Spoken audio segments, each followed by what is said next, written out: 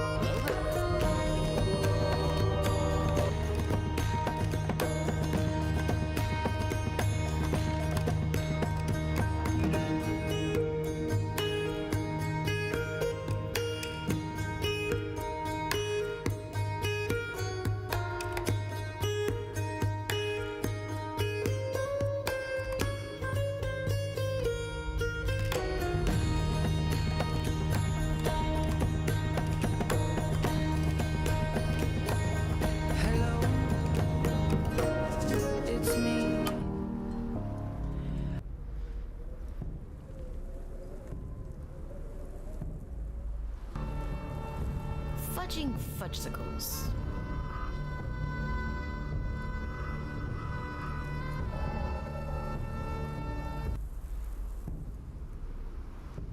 Hello, hello, hello, hello. Hello, lovely people. Hello, my friends. Welcome back to the stream. Good to see you. Good to see you. The update is out as of like 3 o'clock this afternoon. Oh my goodness. Oh, Calendros. Calendros 1979 Mischief. gifted a tier 2 subscription to Thespace Monkey. Mischief is here. Calendros. You be nice to Valkyrus, please. Calendros, thank you for gifting a tier 2 sub to Space Monkey, who can now use gifts in the channel. Thank you for that, Calendros, you troublemaker. You rewarded it. I know. There you go, champ. Now you can use gifts in the chat. Oh, dear me. Oh, dear me. Yeah, the update is here as of about 3 o'clock this afternoon. So I was expecting to stream a bit earlier than this, but I started making a short and it just, you know, time just got away from me.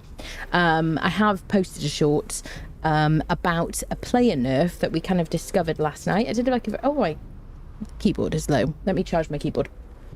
Last night I did an unexpected stream as like a return to streaming, having had a week off, which was lovely, very restful and stuff. If you went there, thank you.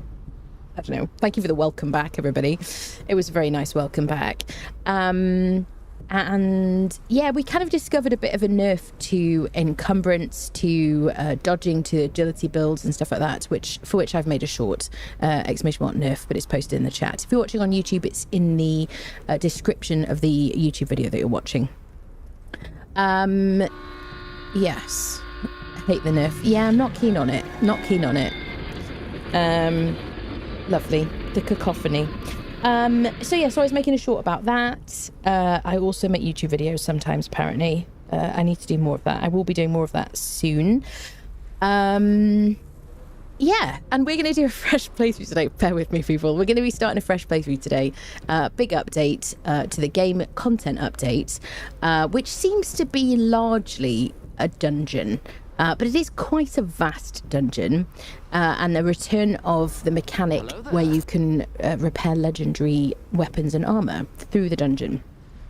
So if you want to kind of check out my first experience of that, I do have a VOD from last night. I don't know if I'm going to make it into a video or not, but I wanted to kind of do that because I wanted to kind of start from scratch. I like to start from scratch whenever there's a big update.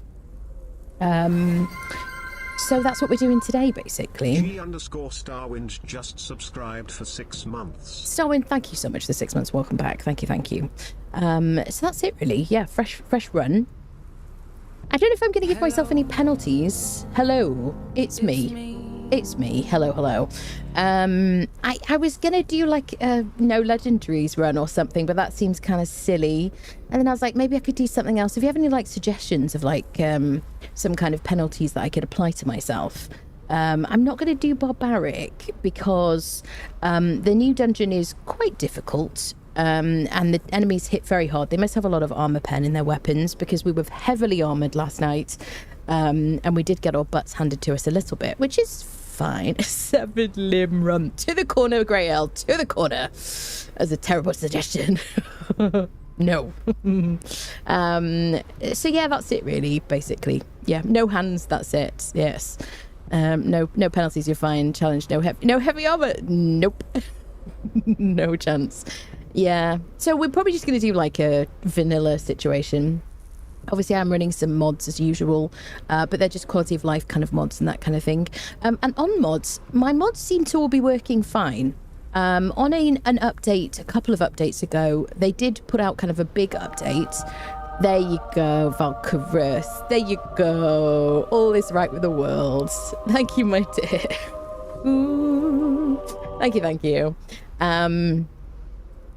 Yes, they did do an update that was supposed to make it so that mods didn't have to be updated every single time something happened. Oh, thank you so much. Wahoo. Woohoo. New update and new playthrough. Thank you for the 1,000 bits, Sparky. Really appreciate that. Thank you, lovely.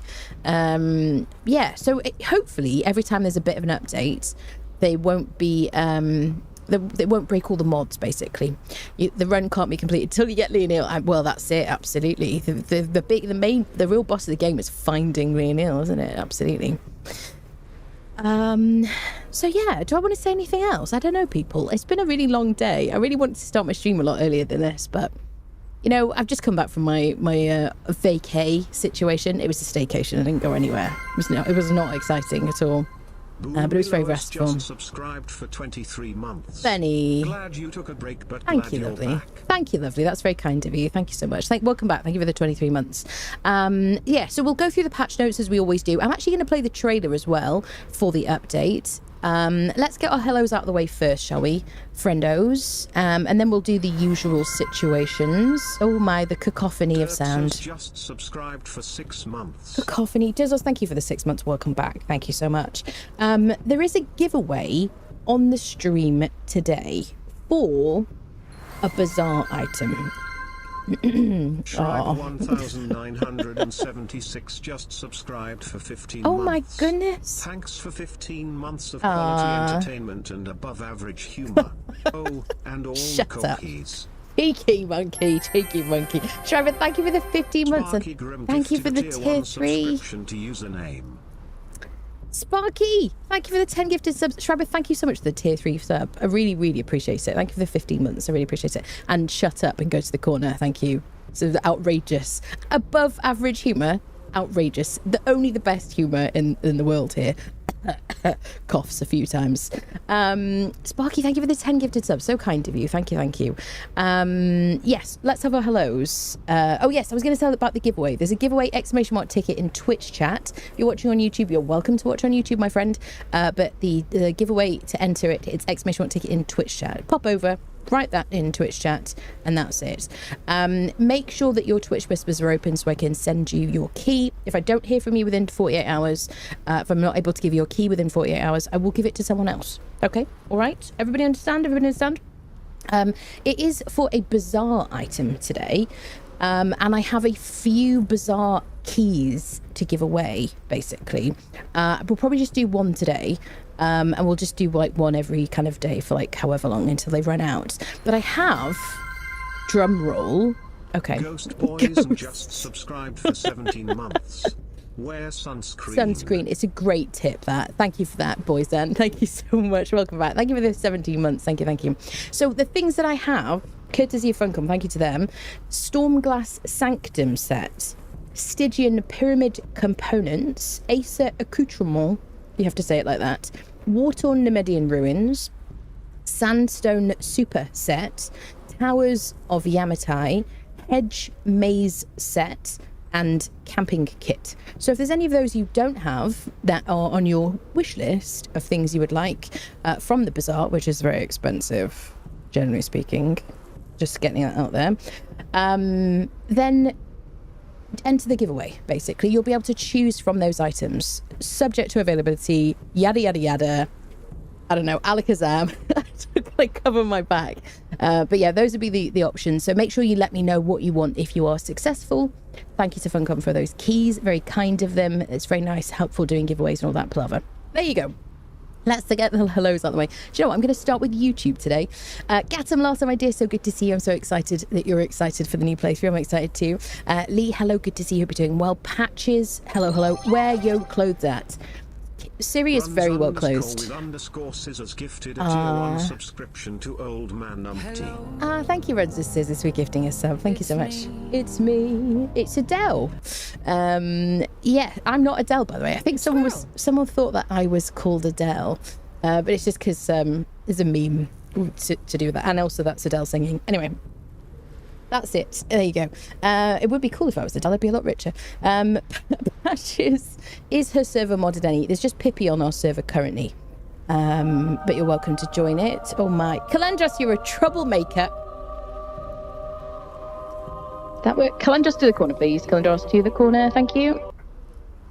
I have this issue where my GoXLR, when I click a button to change like the FX thing, it just opens up the GoXLR interface on my screen. I never used to do that. Yes, let's get through the chats. Beagle, hello, good to see you. Hope you're doing well. I may try it out. It was on server when Ue5 released, but it's been well over 2 weeks. Space has definitely decayed. It will have decayed, yes. All going well. Tony, hello, how are you doing? So good to see you. Shadow, hello. Not sure about the new dungeon. Looks nice, great puzzles, but difficulty versus reward. I don't know, mixed feelings too. I think the dungeon's very cool. I think it's very well designed, fantastically well designed. Could do with some tweaks to like rewards, in my opinion, but we'll talk about that. Yosu, hello, good to see you. Bum, bum, bum, bum. Hello, everybody. Yes, I did put out a short about the nerf. I hope the changes to encumbrance are reversed as well. Oh, stamina reversed as well. Nerfing looking crazy. Yeah.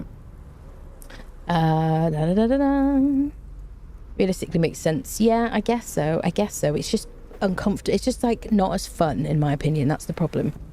Hello, Oma. Hello. Wish you could have the Atlantean sword. I wouldn't expect that. Hello, Charles. Hello. Soothing sounds of Anna and her exiles. Hello, my dear. So good to see you. Iron, hi. How's it going? Yes, we're not going to be doing a nude run for the, unfortunately, because YouTube would probably not like that very much. Awesome dad joke. I'm walking down the street and a lady comes up and says, I'll do anything you want for $50. I said, paint my house. Tony, to the corner, please. Tony, to the corner. That was a terrible joke. Thank you very much. Goodness me. Cullen just got first on Twitch today. Hello, my dear. How are you doing? Troublemaker.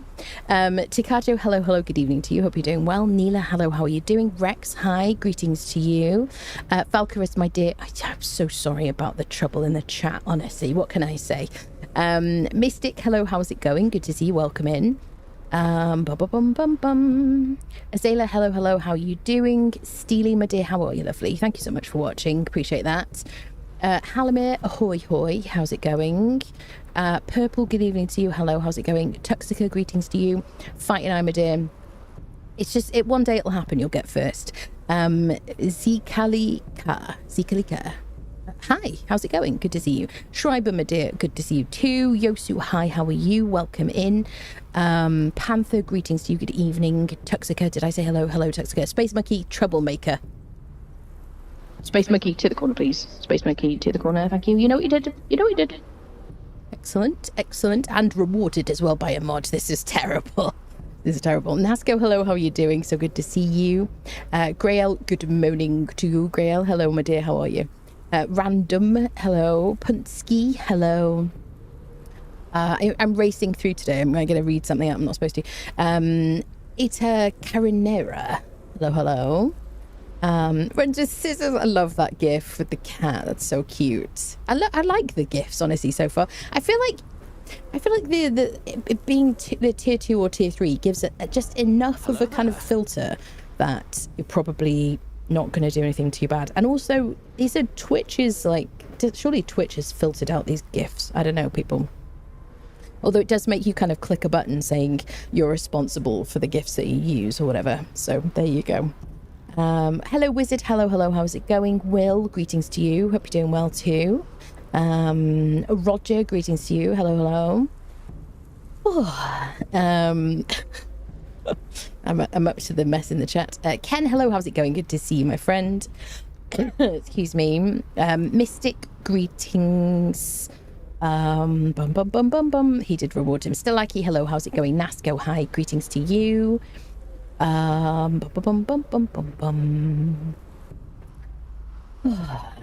Space Monkey deserves for having such an awesome name alone. Just can we stop rewarding troublemakers, please? And Palagon, hello. Phosphor, hi, greetings to you. Hope you're doing well. Stormin, thank you again for the resub. Blazerker, hello. Does that nerf affect you if you have the expertise perk Beast of Burden? We can talk about it in a minute, actually. I guess. Yes. Should I just say it now? Because I'll never remember. Essentially, in short, they have... What they've said in the patch notes, apparently, is they've now correctly applied movement penalties based on encumbrance. So if you don't put any points in encumbrance, then there are penalties based on what percentage of encumbrance that you have, what percentage of being over encumbered you are, right? Okay. Would you stop it? Troublemakers, okay.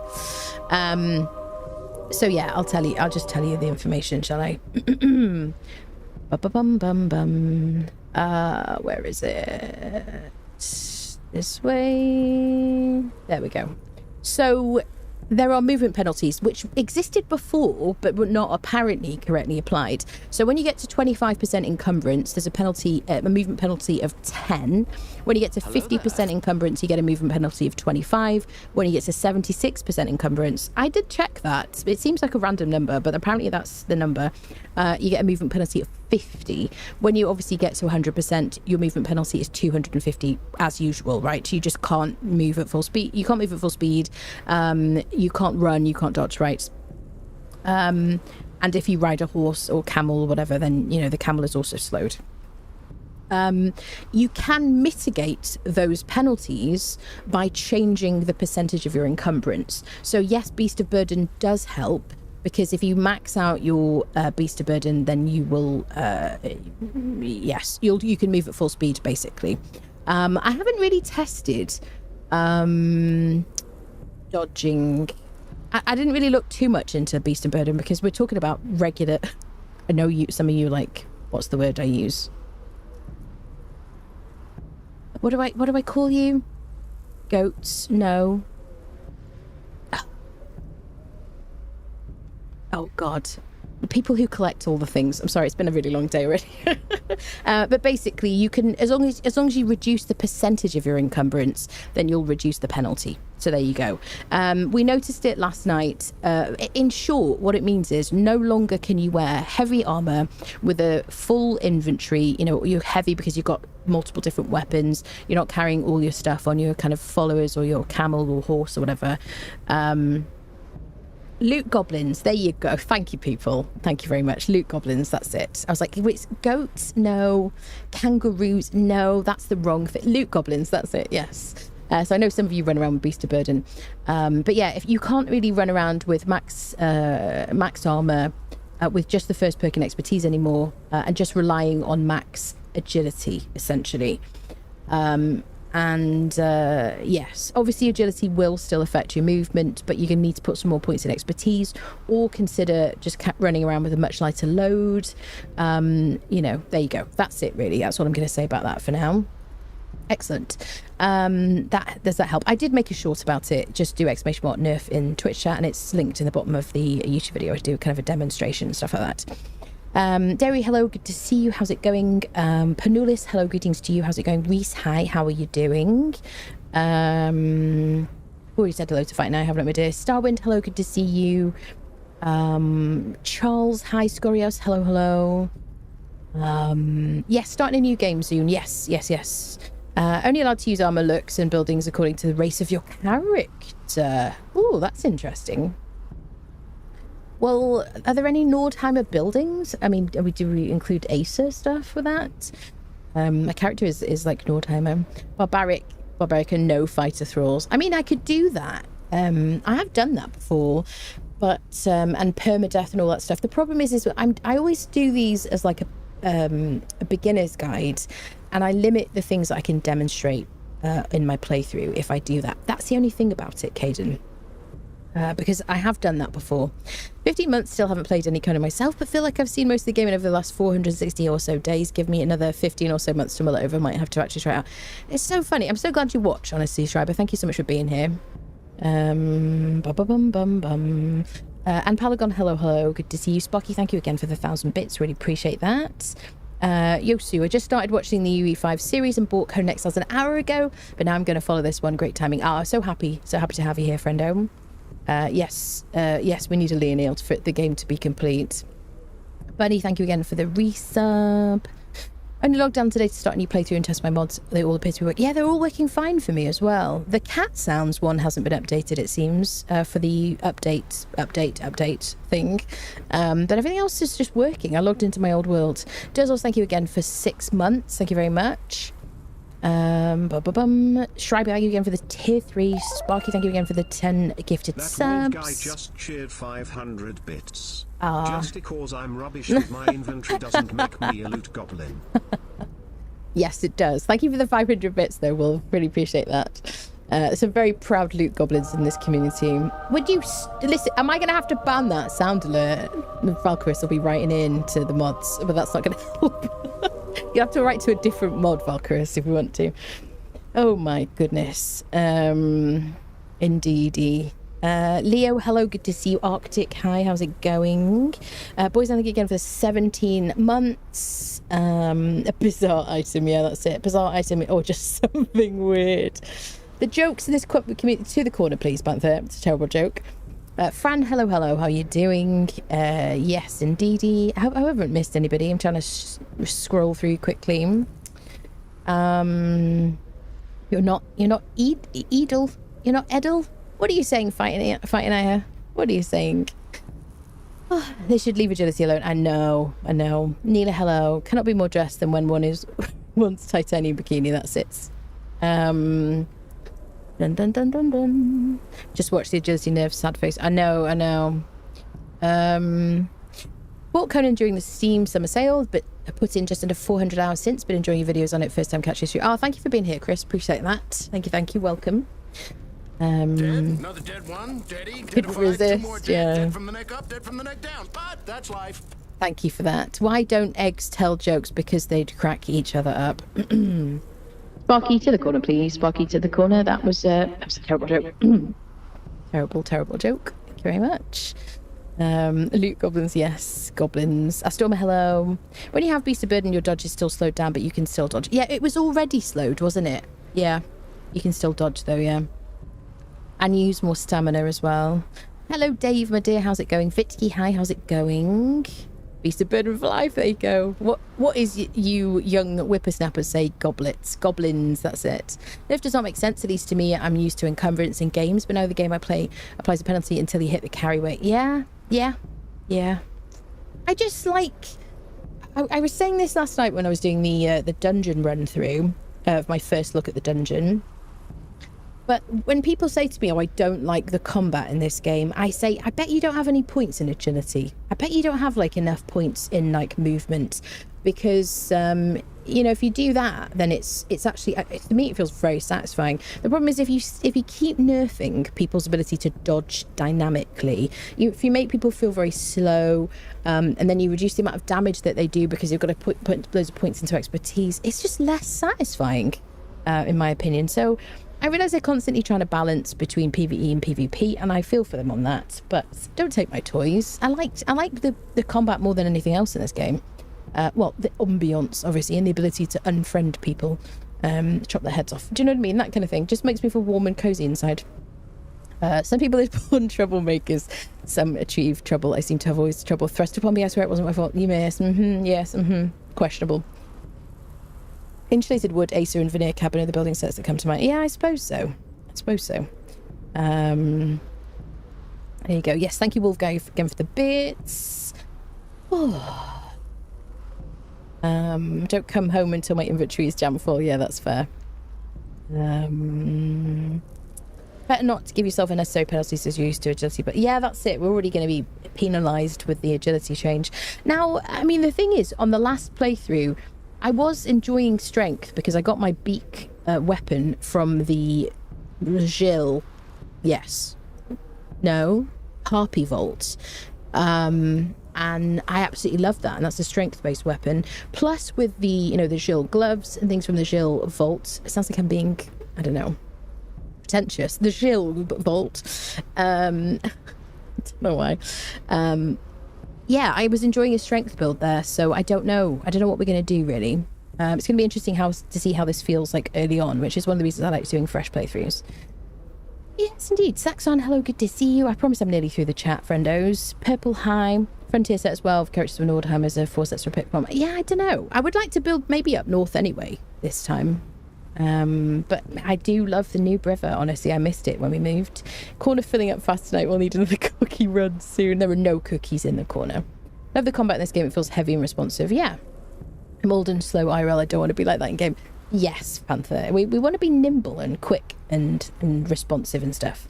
Don't dribble on my cheesecake. I just remembered I have a lemon cheesecake in the fridge. Can you pause while I go fetch it? No, but go be quick. Go be quick and share some with it. Cheesecake beer, oh my god. No one wants to play a game with a character dodges like they do in real life, rolling a garlic dough ball across the game. Wobble wobble, that's funny. Getting positive about this change and see it as a nerf to encumbrance, not agility, better management of what I gather. I do see that side of it, Gatamolata. I mean, when I was playing the dungeon solo, I didn't have any followers, didn't have a camel or a horse, and I obviously could just dump a bunch of stuff on them.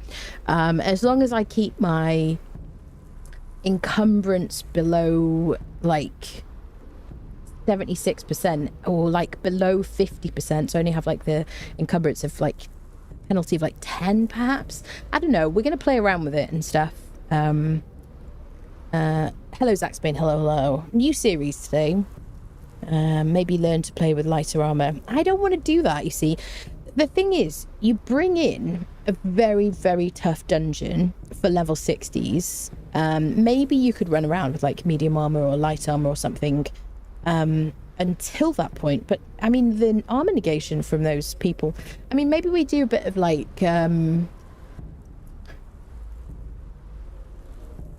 steel feud or something like that perhaps. I don't know. I don't think anybody was going to hit me kill me in like 2 shots, so I don't think steel feud would really make a big difference, but maybe if we tried lighter armor. I don't know, we'll see.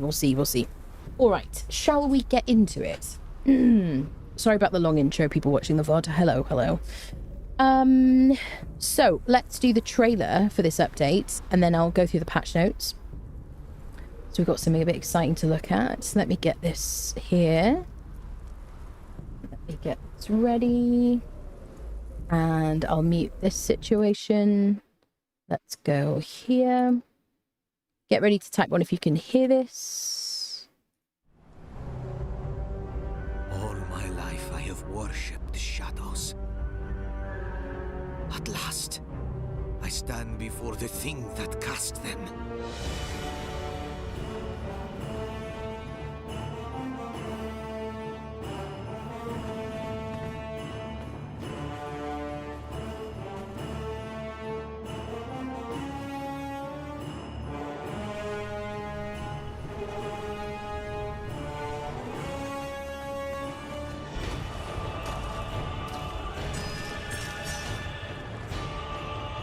Do you not feel it? Every step carries us closer to an age that refused to die.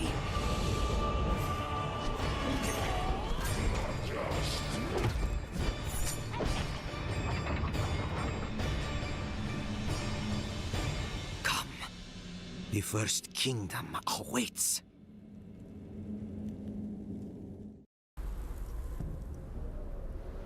Okay, I unmuted. There you go. Pretty cool trailer. Pretty cool dungeon, I have to say. I thought it was pretty damn banging, honestly. I just thought the rewards were a bit questionable. Anyway, let's go through the patch notes, shall we, first? For the update, as we always do. Patch notes. Looks fine. Here we go. All right, let's have a little look. We've already looked at the trailer. Legacy of the Giant Kings begins part 1 out now. So this is a 4-part story arc, which this is the first part of it. It's free, obviously, for anyone with Conan Exiles Enhanced. Obviously, if you play on console, if you play on Epic or Microsoft, anything other than Steam, Conan Exiles Enhanced is not available on those platforms currently. Let's hope that that changes, and therefore this update is not available on those platforms. So there you go. Legacy of the Giant Kings, a brand new 4-part story arc, is now live, sending you deep beneath the unnamed city into one of the exiled land's most dangerous and mysterious locations yet, the Cyclopean Halls. It is vast. It is, I have to say, very impressive. There, Akhemet awaits, urging players to uncover the remains of the Giant Kings. You'll uncover secrets of the ancient Giant Kings while facing new challenges and uncovering long-buried truths beneath the sands. With today's update, a highly requested legendary repair also makes a return to the game, allowing you to restore powerful, battle-worn legendary weapons and armor and extend their usefulness deep into the end game. Following the launch of Conan Exiles Enhanced, which saw the game reach its highest concurrent player count since release, that's very cool. Better than Sorcery, then. Legacy of the Giant Kings continues to expand the world with new stories, systems, and adventures. Enter the depths, discover the past, survive what stirs below the unnamed city. And then there's some patch notes. Let me just get this up here. Dun dun dun dun dun dun dun dun. Can I not view it in Steam? Do-do-do, do-do-do. Bum, bum, bum, bum. Is that the patch notes? That's July 9. Sorry, friendos, bear with. Do-do-do-do. All right. Full patch notes. Let's read this, shall we? Hold on a second, people. I hate it when they don't let me do it in Steam. Let me just fix this page size. Do do do do do. Is that better? Maybe this. That looks good. Do do do do do do do. Hold on, friendos. I'm just protecting myself here. Do do do do do do. All right, I think that's fine. Excellent. Sorry, this is very exciting content. Okay, I think we're good. All right, I'm going to show you the patch notes. All right, you can see this, can't you?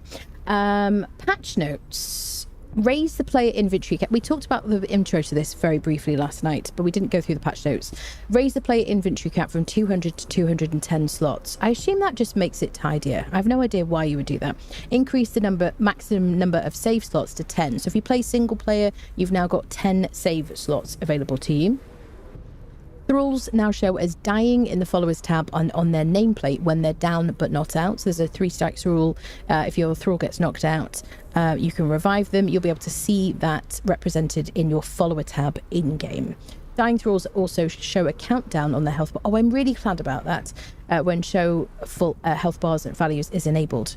Great. I love that. We need the countdown. Otherwise, I feel like people are going to save some thralls that way. Added more die channels to camel saddles. Renaming a pet or thrall now works the first time instead of with a single entry of a name, which is a fix. Crafting stations now update to a newly assigned crafter, so a more experienced thrall takes over as expected. Okay, so if you've got a tier 3 armorer and you get a shield right or something, I'm assuming that it'll just automatically switch to the better one. I hope so. That sounds very good. Made chests and containers open and close more consistently. I am so grateful for this. They drive me crazy. You have to click again to close them. So they now close reliably after you finish using them. War paints on hands re-enabled. Okay. Performance and stability. FSR frame generation can now be used on NVIDIA 10, 20 and 30 series GPUs. I really hope... What do I have? A 40 series? Frame gen was not working for me in my previous playthrough, so I'm hoping that it starts working again. I've no idea why it wasn't working, but it really, impeded my enjoyment or whatever. Reduce the time needed to process placeables for replication, lowering their server performance cost. Okay, this is about server stuff. Improve performance when processing building stability changes at startup, and when pieces are removed or replaced, especially for buildings with a stability loss multiplier of 0. Okay, fine. Terrain and environment. Made stability validation for placeables more forgiving after initial placement. Made the exit pipe from the boss fight unclimbable. I assume that is to do with the dungeon, the new dungeon, the exit pipe. User interface. Attribute menu highlights now update at the right time when you navigate with the mouse. Improve mouse scrolling on the respawn selection menu. Good. Slider values in the event log are now saved. Long ingredient names on the HUD keep a steady size when you look at a damaged structure. Changing the chat font size now also updates the size of the message you're typing. Store items now show their full description in the right hand panel. The biography sharing setting now updates its radial menu entry correctly. Item icons and UI animations now display correctly when redeeming a code. Useful for some people if you win one of the bizarre items in the chat. Improved gamepad support in the character creator. More UI actions such as quick deposit can now be rebound in the controls menu. Always happy to hear that. Added a gamepad hotkey to turn crafting stations on and off from within the menu. Dedicated server builder now slightly smaller after removing unused Vulkan libraries. Cool. Armor displays now consistently show all pieces. Oh, good. Instead of like a missing section of the body, and the correct translucent materials when being placed or marked for destruction. Very glad about that. It was annoying that there was just like sections missing from the appearance of armor displays. Added missing waterfall splash effects at the boundary of the spillway without additional tweaks to waterfall splash VFX. Okay, cool. Somebody will care about that. Excuse me. Improved player water interaction for rivers and lakes with additional shader tweaks to both. Fine. Added support for presenting different weapon types for modders. Okay, cool. Bug fixes. Performance instability. Fixed a crash that could occur when multiple mods add journeys to the game.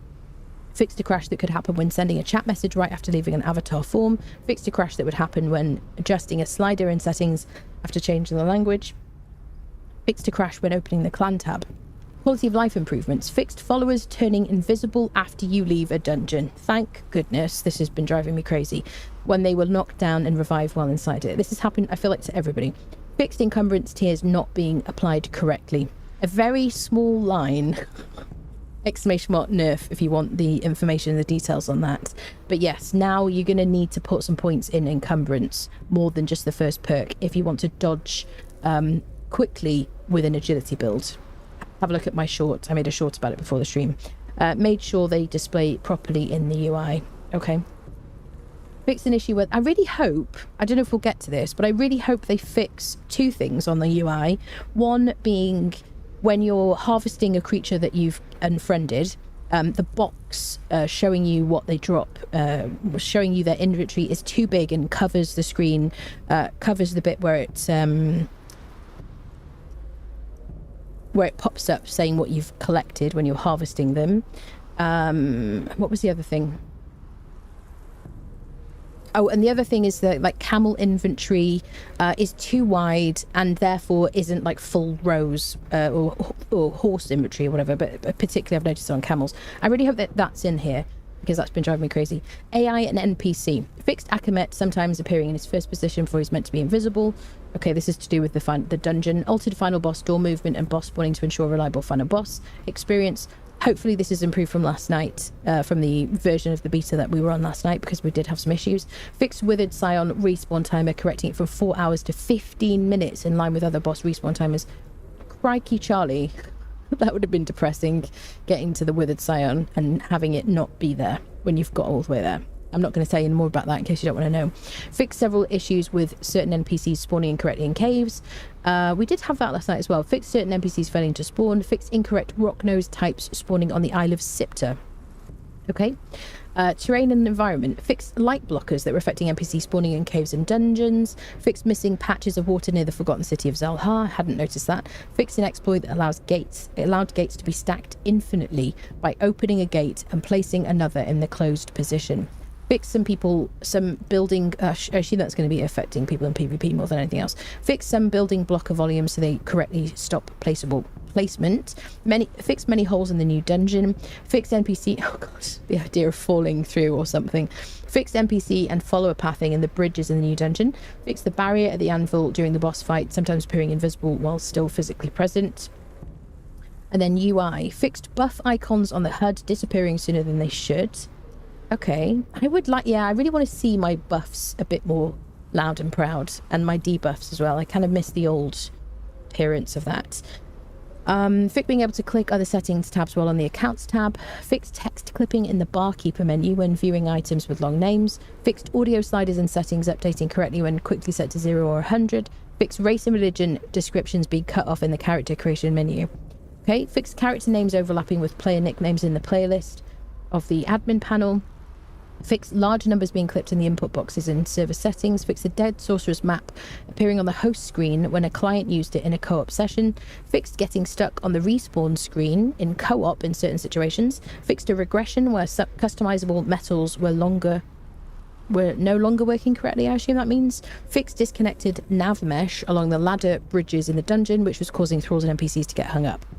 Fixed character Fixed character names overlapping with player nicknames in the playlist of the admin panel. Fixed large numbers being clipped in input boxes in server settings. Fixed dead sorcerer's map. Already said that.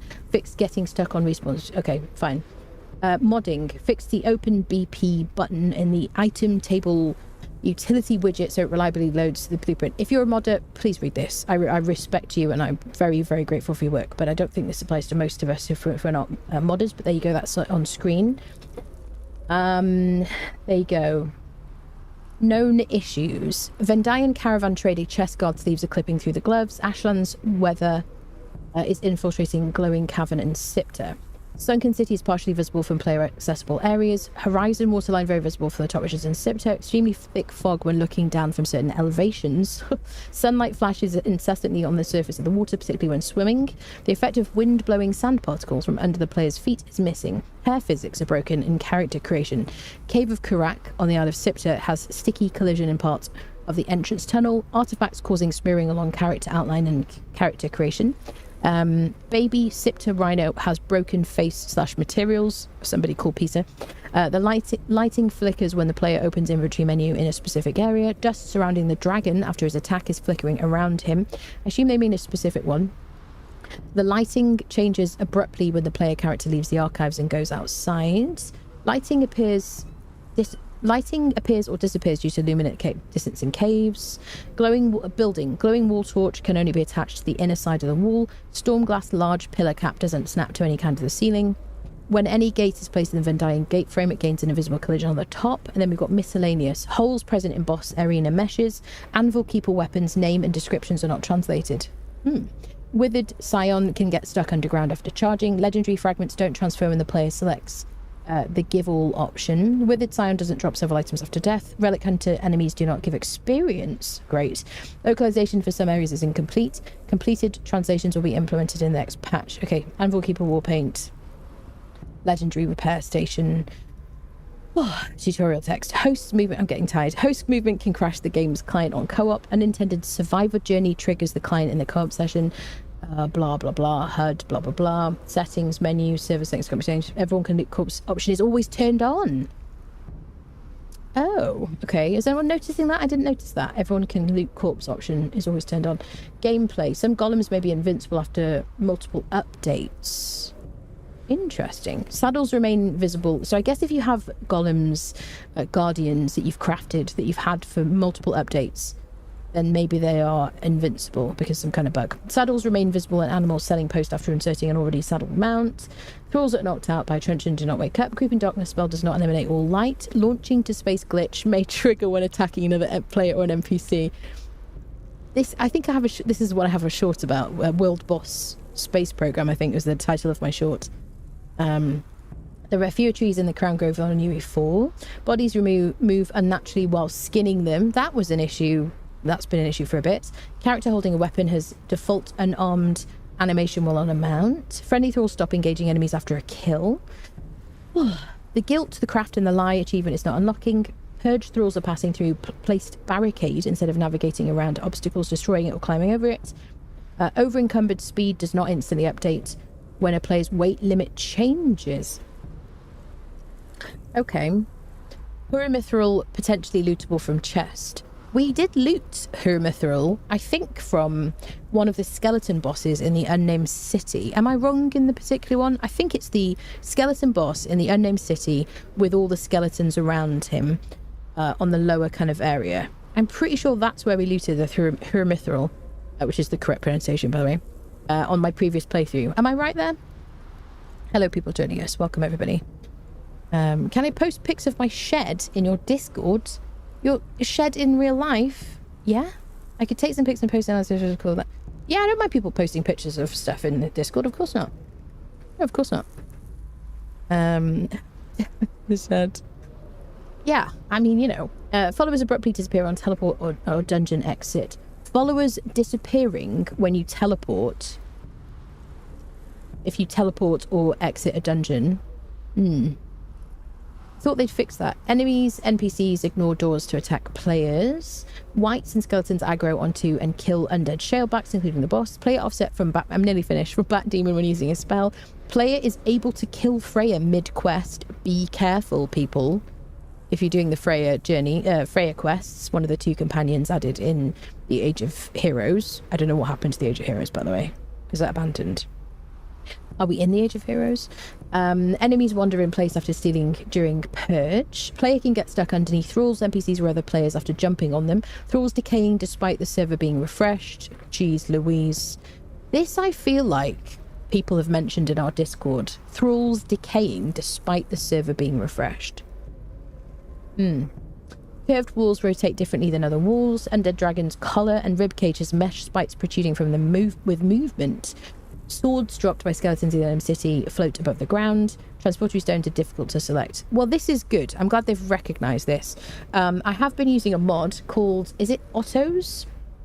I'll show you in a second. I think it's Otto's Transportory mod or something, which you can hold E when you're standing in the centre of a Transportory stone, and it gives you a drop-down list and it shows you a map. I like it. I've been using it. Recommended. Which deals with this issue. If you're able to use mods on your game, then I recommend it. Until they fix it. I'm nearly finished. User interface. Quick moving stackable items out of any animal bench causes transferred items to disappear. The icons change rapidly if the player is constantly switching between keyboard and controller. Guard dog, elite dog, and elite black lion are missing the icons in the player's inventory. Server show filters are not working as intended. Wonderful. Population filter does not behave as expected. It never says. It says all the servers when you play on a server, when you're searching for servers, it says they all have low player numbers. In my opinion, in my experience. Going in and out of setting causes rubber banding 100%. Okay, we did it, people. We did it. Oh, finished. All right. Well, I guess there was nothing super kind of new about that. For me, the biggest thing is the player nerf. And obviously there's a new dungeon. There you go. Thank you, Bows. I'm going to have a sip of water because that was a lot of reading. But yeah, it is. If I don't read it, then I feel like I've missed something kind of important sometimes.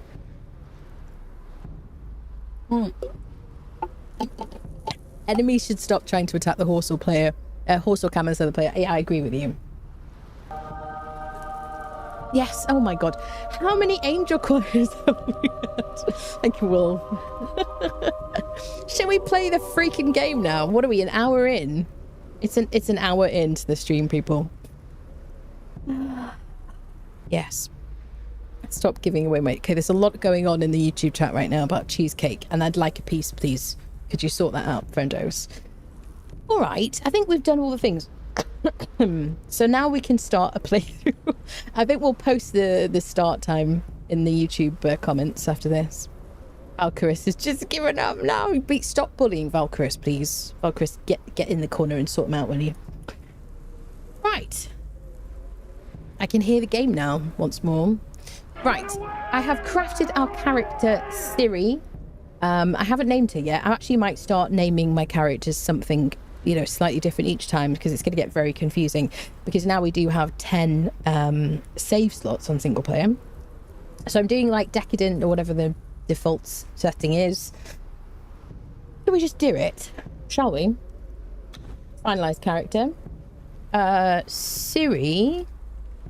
What are we going to call her? Giant Kings?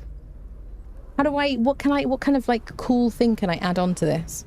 Can we go kill something now? You know what happens when you leave Doom unattended. Siri 0001 has been born. That's it. Hello, Joe Real. Stealing cheesecake. Anna wants cheesecake. I do want cheesecake, definitely. Giant Queen Siri 9-1i.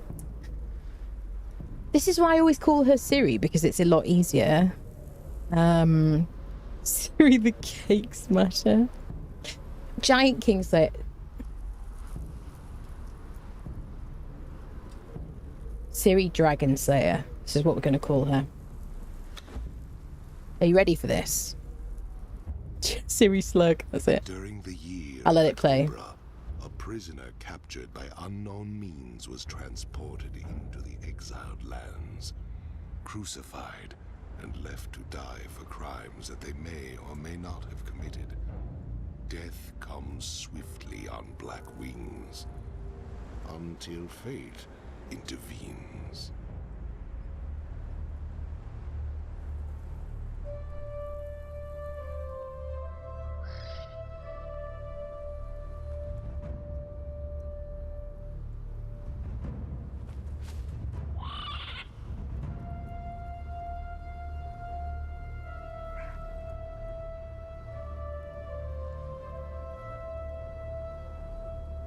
Are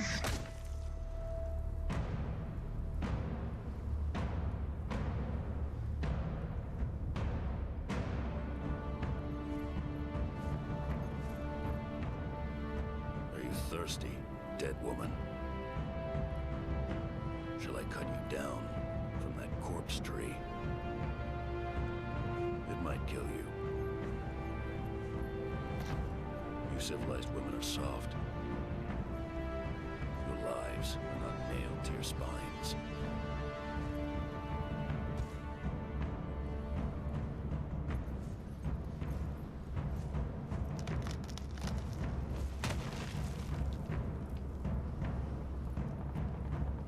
Where I come from, we kill our enemies in battle. We don't leave them in the desert to die like dogs.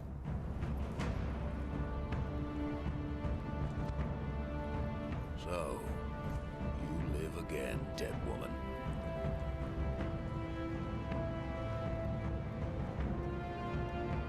This land does not love men. You are marked. You cannot cross the ghost fence wearing that. It might have been kinder to leave you on the cross.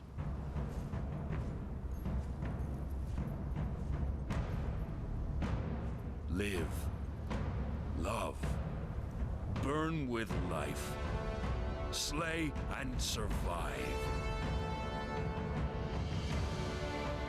We will meet again, dead woman.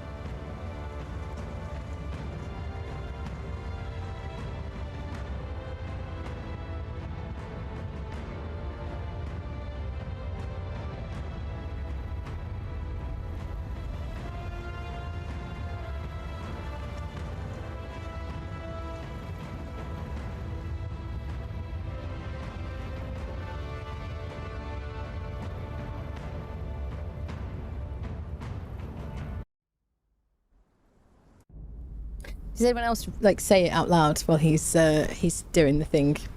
Okay, let me get myself set up first.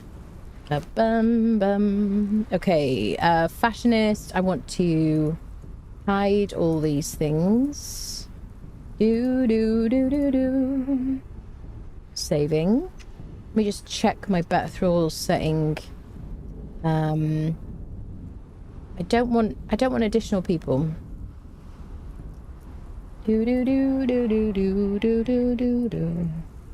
have to reset this. Okay, so I'm just going to set up a couple of mods here so you can, I guess if you don't know how to use them, I guess this will help. So I don't want... Do I have to go into admin mode first? Make me admin. Not fashionist. Better thralls. Admin. There we go. Number of additional followers. 0 disables a feature. I just want 0. I don't want additional people. Prerequisite war party, yes. Save. So I'm using a few different mods. I'm going to make a video about mods very soon. I've been changing the list constantly, so I haven't quite been ready to make a video about it, but I have been researching them a lot. And I'll talk about them as they kind of crop up, if anything kind of changes my gameplay. One of my favourite mods is Better Thralls. I really particularly like it because your followers will drink a potion, a healing potion that's in their inventory if they're following you. So not like Purge Thralls, there's everybody around your base, unfortunately, although that'd be kind of cool. If they're following you, if you have healing potions in their inventories, they will drink a potion independently without your intervention. So I like to set the lower threshold to like 90% or whatever. Let me just do this and I'll explain why. Upper threshold will be 100, cooldown will be as low as possible. So once your followers' health gets down to 90%, they will drink a healing potion from their inventory on a 5-second cooldown until their health is back up to 100. You might want to lower this sometimes, like if you find that if you've got really good quality heals and stuff in their inventory and they're burning through them too quickly, you might want to lower it. I mean, you could put it at I guess like 99 or something. I think probably 90% is fine. Because obviously they will regain some health on their own anyway. God, get to 90. There we go. You can type in here. So there you go. Love this mod. Hit save there. So you can have additional followers with this mod. I'm not going to do that. I've got it disabled. You can pick up thralls. I'm not going to do that and just basically reset their attributes and stuff like that. I don't want any changes to XP. Warcry, you can hold down T and you can tell them to everybody to follow you. You tell people to stop following you. You can tell them to go away. Healing, I've shown you. You can also use this. I don't use this function, but you can tell them to use a truncheon instead of a weapon. You can change fall damage. I like to change fall damage so there's no fall damage. The default base game apparently causes 40% fall damage to your followers, which I don't want. Let me turn this back off again. And this one is thrall carry. So this one is actually really cool. I might have this one switched on. Thrall carry. Basically, you can attach a thrall who is on a rope to your mount or your follower. So they'll drag them, which means you can drag more than one thrall on a rope. If this doesn't make any sense to you, watch along the playthrough and it'll all make sense. So let's save that, because I do think that's actually kind of cool. Switch back to player. There we go. That should be fine. So I have Unlock Plus as well, which allows me to drag, pull items into workbenches. It isn't really essential anymore, given that there's now craft from containers, repair from containers and all that stuff, but I do like it. So there you go. Not a lot to say about that one. Fashionist, I love. I very much need it. This one gives me this transmog table here. I can drag any visual items into these slots here and they will just keep a persistent transmog, so I can change my clothes anytime I want. I can hide my helmet, all that sort of stuff here, and it just kind of automatically does it. I really like it. And you can also, there's also a bench in which you can transmog your follower gear as well, and you can place armor stands, put stuff in. I've got guides about this. What else was I going to tell you? What else? You can also use this mod to change your follower follower appearance as well. I'm not going to go into that right now though. There you go. So that's Fashionist. But you're going to see that here. I also have Hozav's UI mod on my game. I'm just showing you things that are just on the screen while I think of them. And this will give me what is it called? Float damage information. So when I fight stuff, if I take damage, if I hurt an enemy or something, if my follower hurts an enemy, then I will see that on the screen. Absolutely love it. I can't really live without it. I'm so glad it's been added. Let me make myself normal again. There we go. Let's click on this. I'm going to pick up stones, plant fiber, etc. while we get that started. The boundaries of civilization. Beyond the passage of our highways lie the wild places of the world, where untamed savages make endless war upon each other. You cannot pass into the endless wastes enslaved. Your bonding prevents it. I am beaten. Okay. Left to Follow right. the road, any road, all roads lead to the city. I'll say it. I interrupted him. We have to start again. We have to start again. Bandits and cannibals. There you go. Exiles from lands I've never heard of. Some of them try to scrape a life from the wasteland. He's so depressed. Scrabbling the rocks and sand for their own place. Sir, I cannot go on. sir, I'm so sorry. The life that I left behind haunts me. The sun over the glittering spires of Belverus has forever denied me. The smell of my daughter's hair.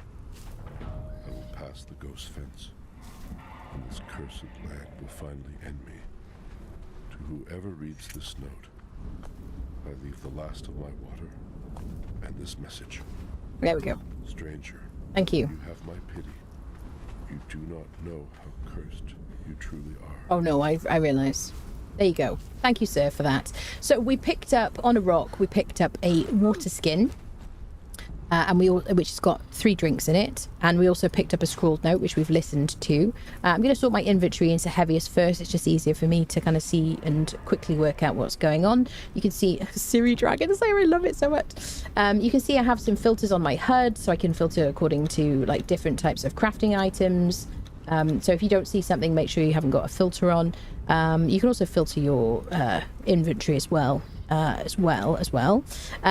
So I'm going to just show you quickly through the tabs. Basically, I usually do a kind of a beginner's guide as I run along, and we have some kind of fun gameplay and stuff. That's just usually how I kind of do these playthroughs or whatever. So yeah, we have our inventory here. This is our paper doll where I'm going to equip my clothing. You can see details about my hunger, thirst, and the temperature that I'm currently experiencing. Then we've got the knowledge tab, and here we learn recipes by spending feat points. You can see I've got 2 feat points here. These will go up as I gain levels. You can see my character is level 3. But basically on this first tab is the cornerstones. This is the things it thinks you need to know immediately. And just kind of like a, you know, a top level thing. And you've got a construction tab, decorations, survival, weapons, armor, religions, sorcery, and then ancestral knowledge is where the recipes from things that you've purchased from the bazaar will appear from the shop. The bazaar is over here. This is what's currently in the shop. There's an Acer stronghold set here, an Aquilonian bathhouse set, a Yamatai onsen. There's a how do I say, a bundle from a previous battle pass that is no longer available. I wish these were just permanently available. Can we just have an extra page in the bazaar for these bundles? That would be really nice. I just don't like FOMO or too much time stuff. Just a thought. There you go. What else was I going to say? Yeah, so this is the Age of War Chapter 2. You can just buy the entire battle pass that people had to grind to get. So then we've got an Acer fortification building set. I don't know why we got both. I guess this has more pieces. Interesting. Lost Dungeon build set, which has got creepy like dungeon pieces. Kennel cage, cool. Relic hunter torches, different coloured torches for the wall. An emote, which is free. Scanning the horizon, that's free for everybody for 6 days. There's the onsen I showed you. There you go. Okay, I just went there quickly. So these basically, you just click on them and you hit F to unlock each one as you go. You have a limited number of feat points. You'll never be able to learn every single recipe in the game with just the feat points you gain from leveling up. You will be able to obtain fragments of power from the unnamed city and from certain of the bosses. Oh, hello. That was weird. What happened? Is it bugged? But yeah, you will be able to later on, you'll be able to consume something which will enable you to gain more feat points. So eventually you will be able to learn every single thing. Otherwise, if you run out of points to spend, you're going to need to drink a potion of natural learning, which will reset just your feat points. There you go. That's the quick word on that. There you go. So that's construction, decorations, etc, etc. Okay, we'll go through that as we go. Attribute points. This is where we're going to be spending points to buff our attributes. Surprisingly, expertise helps us with basically with encumbrance. You need at least the first perk in expertise to do anything in the game.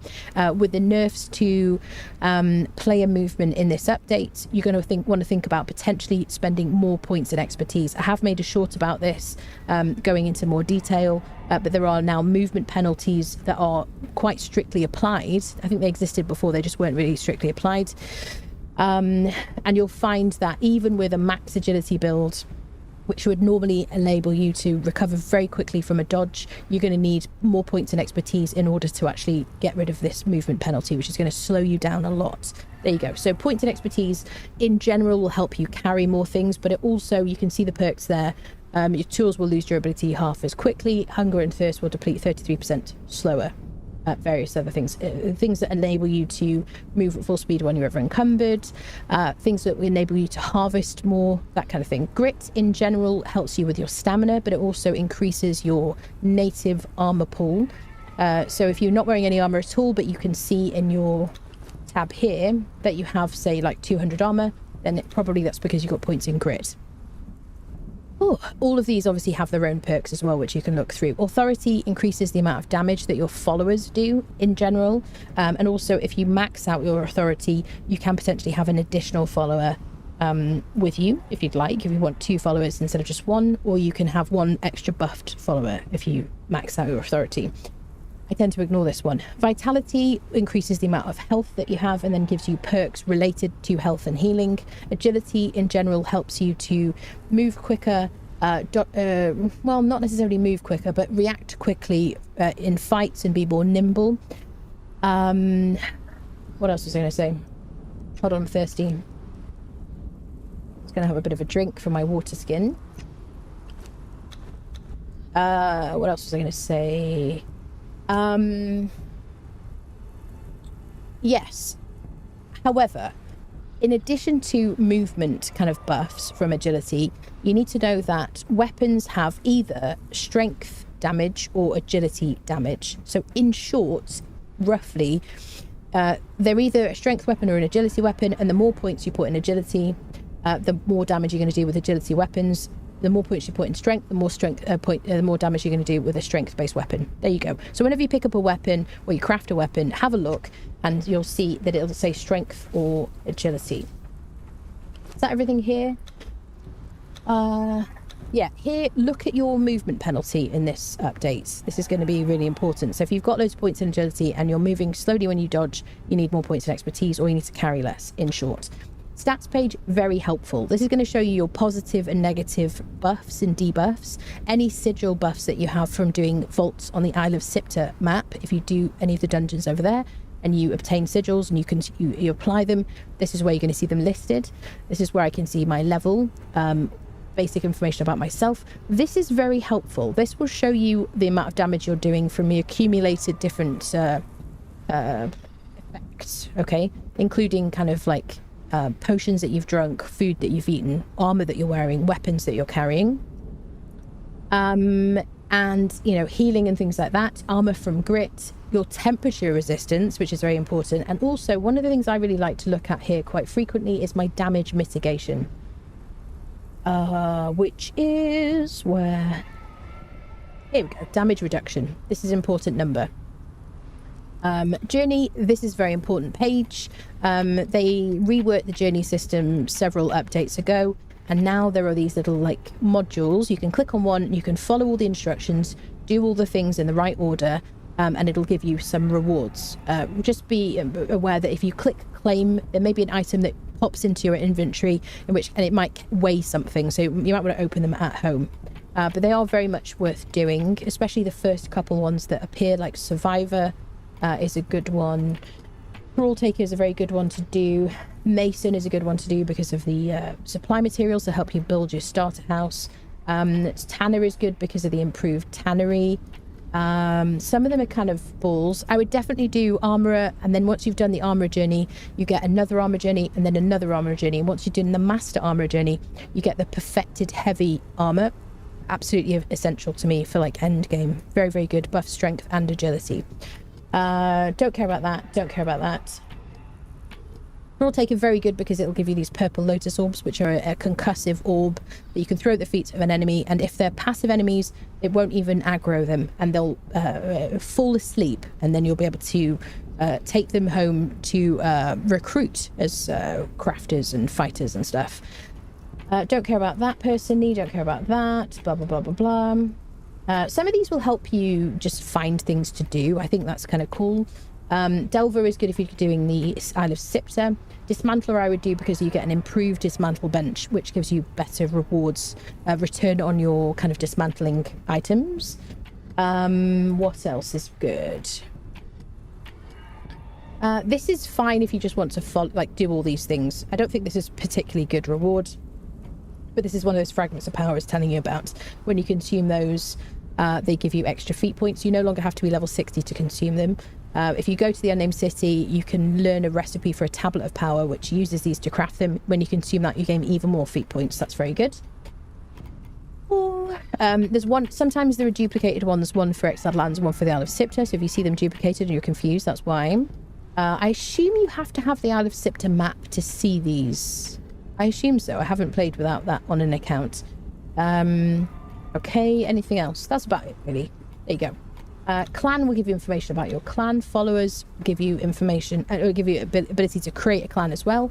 Followers will show you every single follower that you have. Fighters, crafters will all be listed here.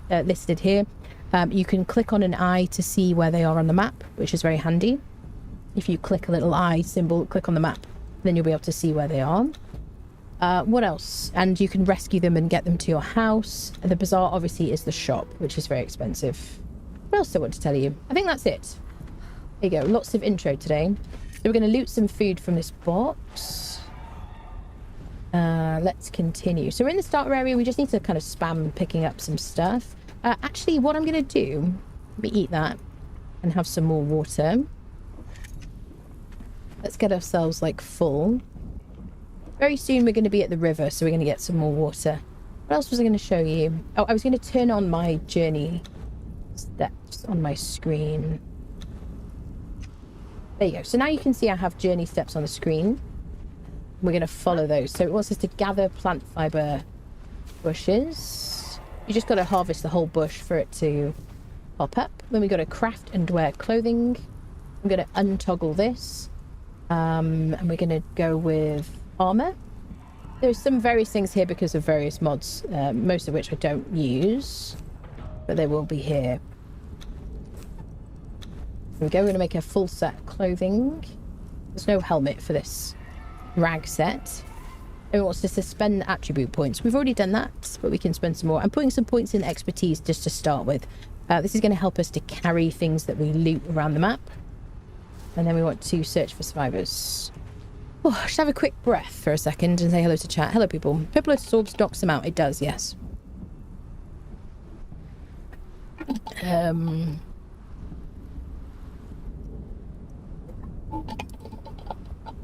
Take thralls for training to kill the gorillas. Yeah. I don't know why YouTube thought that was bad.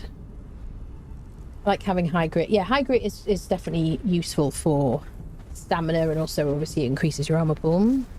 New fresh start. Yeah, new fresh start. Well, I've been making this into a video, probably. Breath is important, wizard. Yeah, it is. Yeah. Yeah. Well, I think last time I was so excited about the update, about the upgrade. I don't know if I really did like a full kind of beginner's guide style thing, which is what I want to do on this playthrough. My frames are holding out really well. I'm on like 80 something FPS right now, which is good, while streaming and recording, which is a good sign. Bum bum bum. Okay, search for more survivors. So we're going to keep going this way. I'm going to pick up like twigs and stuff as well. We're going to need those to craft some early tools and weapons. Oh. The road leads north out to the southern desert. Follow it. So basically, you are an exile. Sometimes I don't talk about this. Why are you here? What are we doing? You're an exile. You've been exiled for crimes that you... I don't know if did we commit it? Did we commit them? Crimes you didn't... I don't know. Did we commit the crimes? Anyway, probably we did. This is the exiled lands.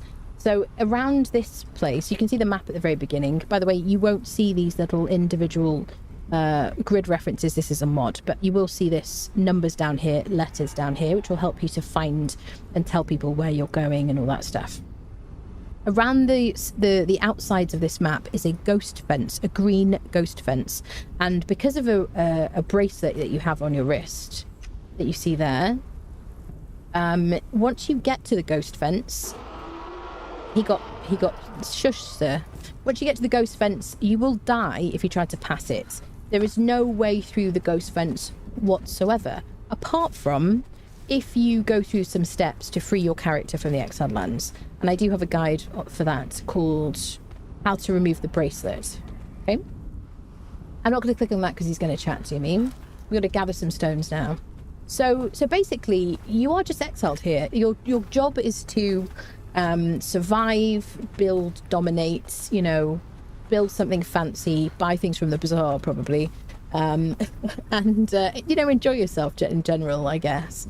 But just to become stronger, like in every game, and become as powerful as possible. I mean, that's it essentially. And then if you choose to, if you're the kind of person that really wants an end game, then you can unfriend a series of bosses who will drop items that you need in order to craft a keystone to free your character. And then you'll be able to actually free yourself. It's kind of disappointing when you do it. I'm not going to tell you more details about it. And when you do it, you should know that it will delete your character and you'll lose ownership of anything that you have on a server or in single player. So if you're going to do it and you want to continue in the world, be ready to completely restart again your character. If you want to keep your building and your stuff, then assign them to a clan mate or something. Create a clan, have a clan mate, that kind of thing. Oh, I talk so fast, don't I, people? But that's it, really. That's the thing. Once you've played the Exiled Lands, if you want to, you can play Siptah. Although now they've made it so that you can play on both maps. If you buy the Isle of Siptah DLC, which is a very good value DLC, I'm not paid to say that. It is arguably very good value. You get a full map with all new dungeons, world to build in, lots of different types of game functions and gameplay. Dungeons, surges, purges, different kinds of enemies, places to build, that kind of thing. Plus you get build sets, 2 build sets, a tier 1 build set, tier 3 build set, different armor, certainly like tier 1 armor, and what do you call it? Light armor and heavy armor, placeables, all that kind of stuff. So that's very cool. Now you are able to travel back and forth between the Exiled Lands and the Isle of Siptah through certain NPCs, and then you'll be able to teleport between them as well a bit later on. I don't want to kind of overwhelm with too much information about that. So that's something you can do as well. I do suggest you start on Exiled Lands, but you don't really need to now. I do think that the Isle of Siptah is a bit tougher, because I think it's kind of designed for people who've played Exiled Lands, like originally designed for people who've played Exiled Lands and are looking for a new adventure and a new challenge. So I think it's assuming that you have a bit more experience. The music is changing because we're approaching the river. And the music is so good. All the biomes have different music. This is Noob River, along which you'll find lots of plant fibre, rocks, wood, lots of trees, and this is good because you won't have very good tools to start with.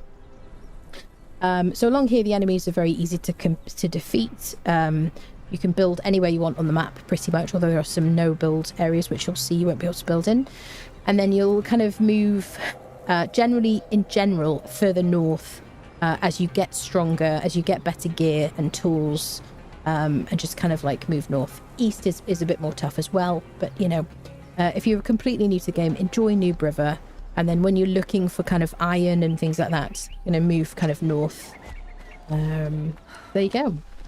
Noob River is just so idyllic now since this upgrade. It's always lovely though. Fresh start, yes. Crimson, yes. Siri's looking a bit more stacked than usual. Is she? I don't like I don't have a weapon yet, sir. This is danger music. If you hear this, someone is chasing you. If you just run to the water, you've got a couple of options. You can just run away in this game and disengage.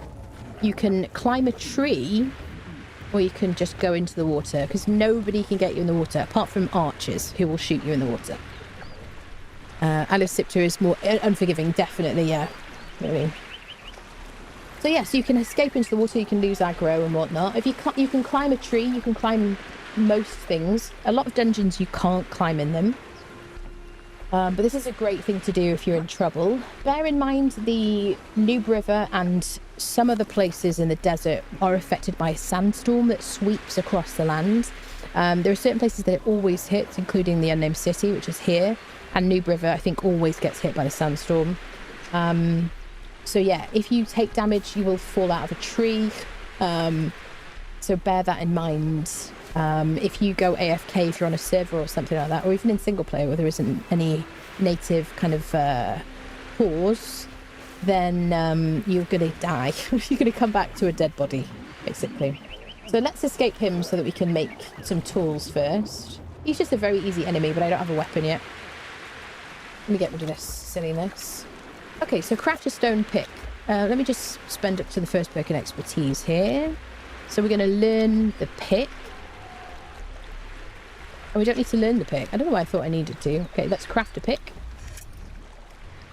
And then let's harvest stone with our pick. I'm going to get my inventory sorted out. There we go. You can see my positive buffs on the left, bottom left of the screen, cooling down from the water, and then negative buffs are going to be on the right side of my inventory in red. I don't find them to be that easy to see. Also, my HUD looks slightly different because I'm using Exiles UI mod. But yours is going to look just similar, with maybe slightly fewer pieces of information. Oh my goodness. Grey L tipped £50. Grey L! What are you doing? Grey L, thank you for the £50 tip. Goodness me. Thank you, lovely. It's very nice of you. Goodness me. It was a jump scare. Thank you, lovely. Alligators not being able to go into the water doesn't make sense. I know it doesn't make any sense. Thank you so much. Okay, so we need to craft a stone weapon. Let's do daggers. These are my favourite thing at the beginning of the game. You could do a pokey stick. Lots of people prefer pokey sticks. You go to the weapons tab.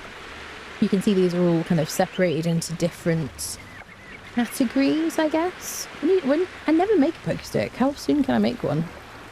Well, I guess I don't need... There you go, you can make a spear. Shall I make one? We'll make a couple of sets of daggers because I love them. They don't have a huge amount of durability, but the bleed is so powerful with daggers. Let me do a bit of poking and we'll see how this goes. Because people say to me, oh, I prefer it. Why do you use daggers if you're like new to the game? It's really difficult. And and I say, that's okay. Do whatever you feel comfortable with. I just think that bleed is incredibly powerful. And if you get used to doing using daggers... So I can do some pokes with him. Now, if I'd applied bleed, then I would be able to go away and they'd still be taking damage. Very quick. I just do a couple of right clicks. See, he's bleeding. You can see the tick damage. You won't be able to see tick damage without Exiles UI mod or another mod that gives you the same information. But you see how he just continued to take damage and I can disengage, you know, have a little, like, think about my life choices, that kind of thing. I can harvest him with a number of different tools. Cleave is going to be the most meat. Fighter just subscribed for 43 months. Fine, thank you for the 43 months, my friend. Thank you so much. Time to go to bed, have a good rest of the stream. Thank you, Purple. Thank you, lovely. Thank you, thank you. Good leave alert. Thank you for that. Grab a spear with bleed. Yeah, I just really like daggers. This one, like, throws it.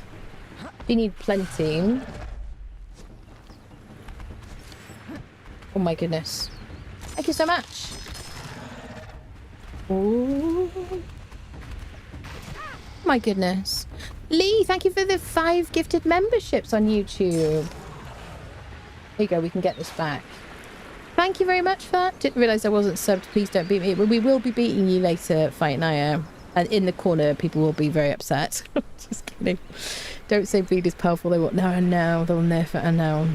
Thank you for all the gifted memberships. Thank you very much. Very kind of you. What's a sponsor? It's a membership, basically, Shadow. Yeah. Thank you very much for that. Very kind of you. So yeah, we gained that back. In this update, it seems to be that you've got to hold down Q to loot all. What does it want me to do now? Craft a bedroll. Can I skin it? Let's make a skinning knife. We're going to want to make a cleaver as well. Let's get some hides. Okay, so now that we've done that, we can actually make either a fibre bedroll, which takes twine, branches and plant fibre, or we can make a hide bedroll, which just requires hide. I like making these because it's one ingredient. I'd have to go, oh, I need some branches. Oh, and I also need this and I need that. So once you get to the stage where you've got a skinning knife, I just think, you know, bedrolls, hide bedrolls for the win. You can make prettier looking ones if you've bought the, what they called, recipes from the bazaar. But they're not necessary. It's just like aesthetics, you know. Thing about bedrolls. So with bedrolls, when you place one, you obviously can't place them in somebody else's land claim. So if it says you can't build here, then you're either near an NPC camp or like a dungeon or something, or by someone's base. When you place one down, it'll delete any previous bedrolls. And you get infinite respawns at your bedroll until it decays. Am I going to tell you about decay? I'll tell you about decay a bit later. But there is decay on servers generally it's off automatically on single player. So if you're doing single player, you don't need to worry about it. When you place a new bedroll, this one will delete. So every time you place a bedroll, previous bedroll will be deleted. Beds, you can have as many beds as you want, and the most recent one that you've clicked on will be your spawn point. And then if you die, you're going to have a choice between spawning in the desert, where you spawned in originally, spawning at a bedroll if you have one down, or spawning at your bed, whichever one is the most recent that you've clicked on. It's just very late for this talking. So there you go. We're going to right click on our sealed water skins with our reticle on the water so that we can fill them up. And we can click E just to drink as well. Okay, what's me to slay an enemy? I'm not going to heal yet because it's going to want me to repair myself afterwards. So let's find somebody else to unfriend. This is aloe vera. You can make weak aloe potions with it, so make sure you pick that up every time you see it. This stuff here. You can craft those and put them on the... I usually put them at the end of my inventory hotbar over here. There you go. It's a good idea to have a bedroll down and have some heals on your hotbar before you engage an enemy. Just kind of common sense, but there you go. What else was I going to say? If you want an easy person to slay, to satisfy the requirements of this slain enemy, one of these guys would have been perfect. Or just like this baby shellbacks around. You could just like left click. Just here, this guy. This guy, is he a explodey guy? Yeah. Is he? He is an explodey guy, yeah. Some of them, if they have like a bit of an orange look about them, then they will explode if you're not careful. You don't watch yourself. So alternatively, you could fight humans. At the very beginning of the game, the toughest enemies, really, apart from crocodiles, are going to be humans. Especially like there's an archer here. This person's probably going to do like 100 damage to me. Oh no. Why did I think you were an archer? Okay. Daggers are bad. Come on then. Come on then. If I hit her before she hits me, I stagger her. So she'll die to a bleeding now. There you go. So I would avoid these if you're completely new to the game, you're not confident fighting yet. Just unfriend one of the creatures, you know. I mean, you'll gain XP. I'm just doing Q to like loot the bodies. You'll gain XP when you die anyway. The only problem is you have to go back and get your stuff back if you die, if you have drop items selected. What else was I going to say? You can obtain hide from these types of people, creature situations, and you can use those to make more bedrolls if you want to. There you go. We did get a bow from one of them, which is handy. And I got some Zamorian dancer anklets from the dancer. These give me 20 health and very, very little armor, but they look jaunty. So there you go. Right, now craft rough wraps. Go with this. I'm just filtering to this food symbol. I want to make sure that I have about like a minimum of like 6 rough wraps in my inventory, because my favourite way to deal with sandstorms is by wrapping. Which I don't know why that always tickles me when I say it. I apologise, I will move past it. But if you start to take damage from a sandstorm, because the animation is so long from the rough wraps, you can see how long it lasts for. It does help you to just survive a sandstorm really well. I believe now that we can go into the water to survive a sandstorm. Am I right, people? Is that definitely still a thing? The only thing, obviously, is the breath timer is going to go down, and go down very quickly. So I guess you could maybe like bob up, bob back down again. Yes. And you need to leave to heal, so I would just go with the rough wrap option if I were you. You could also hide in caves. Generally speaking, a cave should save you from a sandstorm. You know, obviously you could build a shelter, that kind of thing. That's how we always used to have to deal with it. But now you can just wrap through it. 90s wrap ideally is best. Place bedroll, murder, jump roll away to victory, repeat. Yeah, that's it. Duck into water until you need to take a breath. That's it. Just lay down Just lay down a stick wrap when the sandstorm... A sick wrap, yes. Then you drop the mic, that's it. And also changes the sheltered percentage on heard, I noticed, yeah. If you lay down some sick rhymes to the beats of your boombox, you will survive. That's it, you see. Killing the long pigs, yeah. Don't forget to put arrows on your bow. Yes, if you have any arrows, make sure you... Oh, we do have arrows. Drag them onto your bow. There you go, good tip. Okay, so now it wants us to harvest meat from a corpse. The most meat you're going to get is if you have a cleaver. So we're going to click on a cleaver. This torch, by the way, if it gets to nighttime, doesn't last for very long at all. So my suggestion is if you're going to make a torch, learn torches. What is it? Torch bearer or something. Survival? Here you go. This guy. And then you'd be able to craft this torch, which lasts like 20 minutes. You do need wood as well, though. So can I make a cleaver? I've got a cleaver. So as you run around, like my number one tip for new players, as you run around the map and you explore and you're all excited, just put down bedrolls all the time. Like a few minutes pass, you get somewhere new, put down a bedroll. Just keep doing it, because running across the map is going to be the most frustrating thing to you if you die early.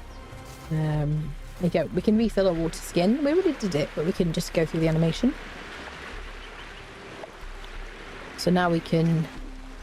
We're going to be over the water like this. There you go. Refill water skin, unlock primitive cook knowledge. So I really do strongly recommend that you do the early, like the survivor journey. Probably don't open the supply materials immediately. Oh, Shadow. Thank you, my dear.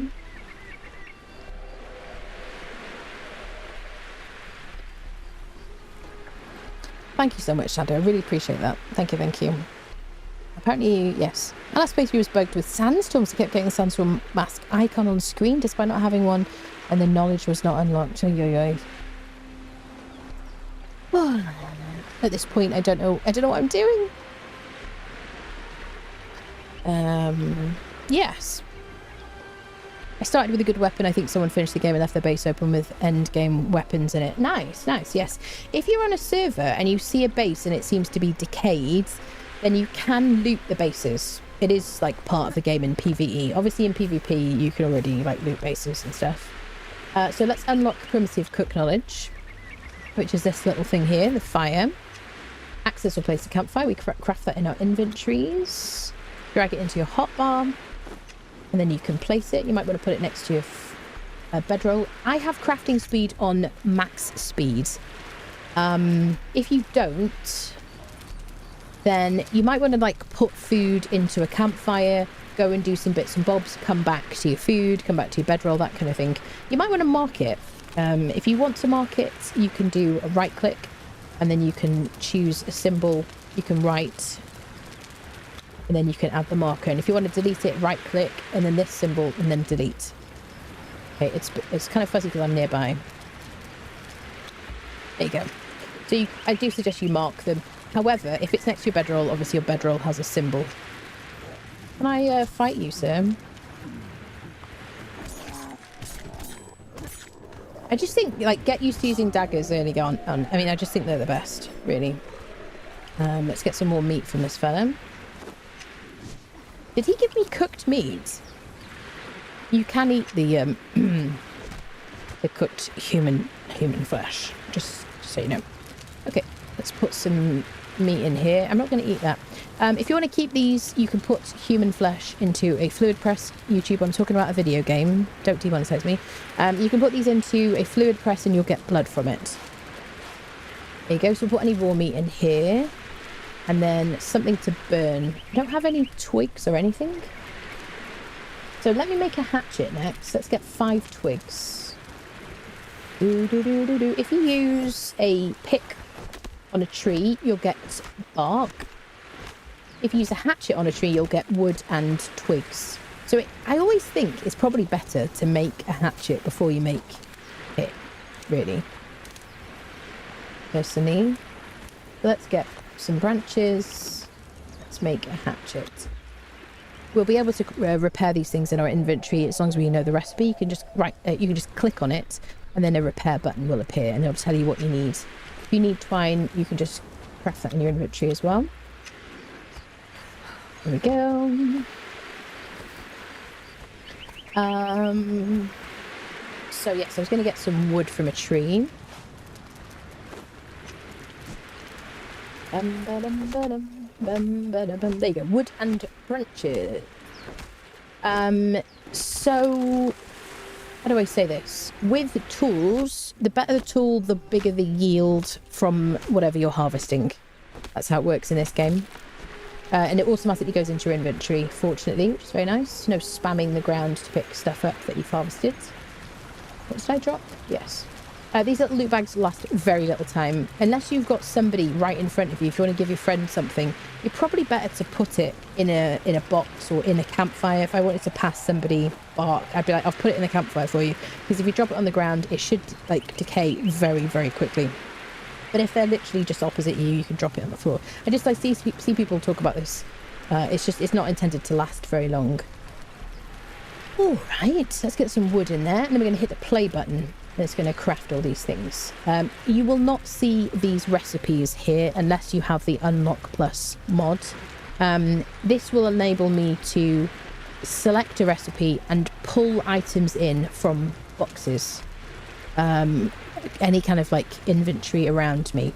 Now, generally speaking, there is crafting containers in the game now since Conan Exiles Enhanced came out. But certain things like these fires, you won't be able to craft from containers because you've got to pull the items into it, and smelters, stuff like that. So Unlock Plus is very handy for that, generally speaking. All right. So I can remove those if I want to, and then I can pick up campfire and I can place it down later if I want to. Okay, eat a cooked meal. I'm going to right click on some shredded roast. There we go. Survivor is completed. Let's put some more points. What shall we do? I'm going to go up to the first perk in second perk in expertise. Let's unlock Mason knowledge, which is this construction thing here. We're going to do the first couple of journeys because I just think they're like essential. Plus we're going to get some rewards that are going to be really useful to us. Are you a Spodey guy? It used to be a lot easier to tell if they were... No, it's just a regular guy. Okay. I'm going to skin him because we've got enough meat now.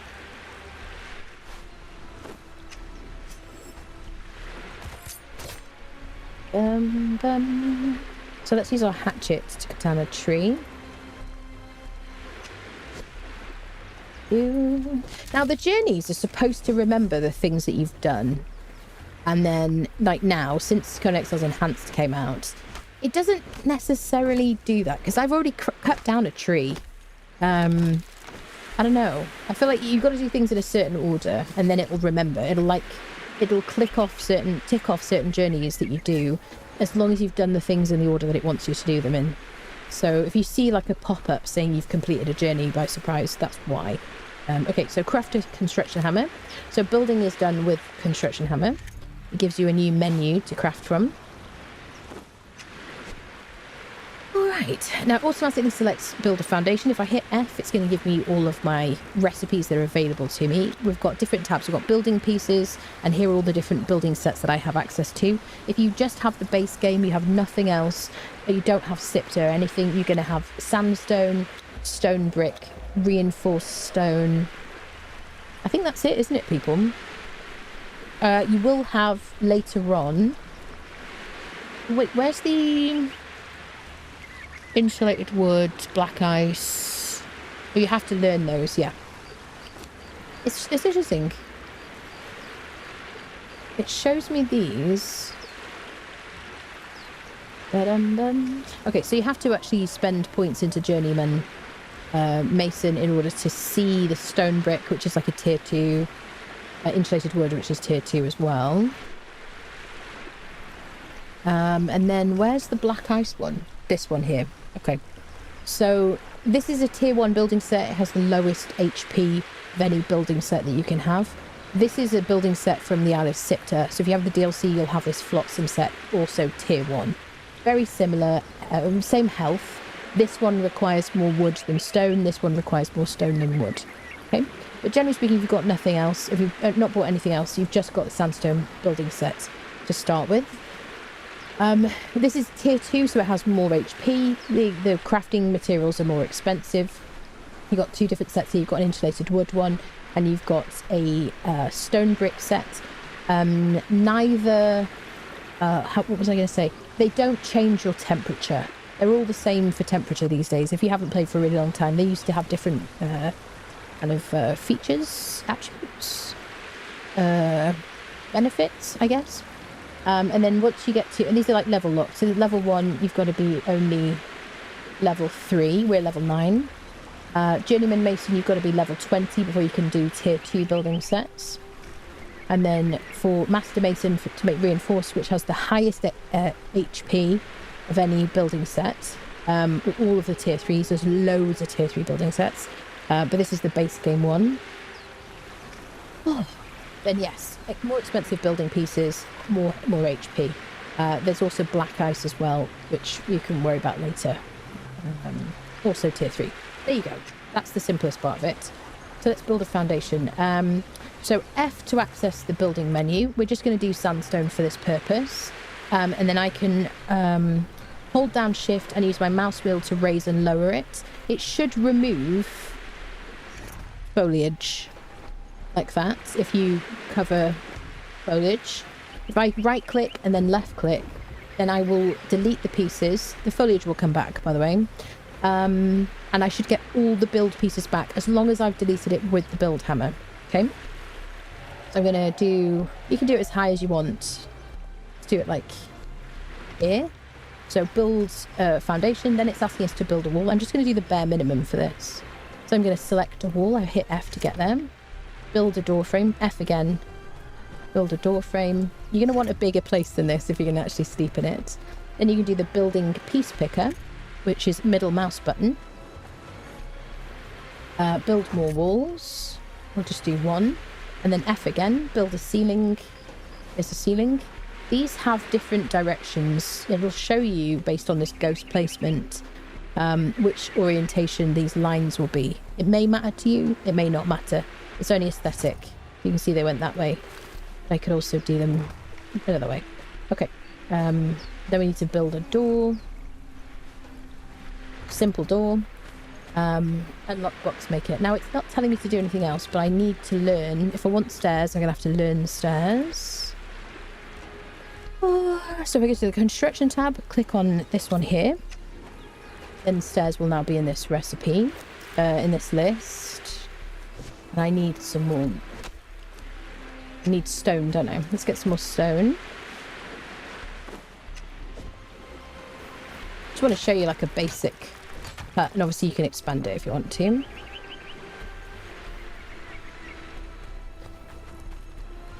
If you hit these, it doesn't give you anything. You've got to click E on them.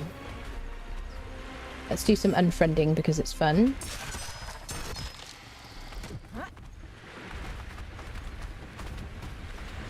My kind of best advice at this stage is try not to use your roll, your dodge roll, which is on Alt, unless you really have to. Because it's going to use a lot of your stamina. When you put more points into grit, if you put more points into agility, you're going to dodge faster from the agility. And you'll have more stamina from the grit grit's category. In order to do more dodges. But early game, you just want to avoid dodging and just really dodge if you have to. Dodge to avoid getting trapped in a combo or whatever, just to save your stamina. That makes sense? Here we go. You tell it's late, can't you, people? Okay, so I just want to put some stairs down here and finish this off. So we'll go back to our build hammer. There you go. It's remembered. There's the stairs. Let's put them at the front. There we go. And we'll put a window here. There we go. You can see there's like outer sides and inner sides and whatnot. There you go. A beautiful house.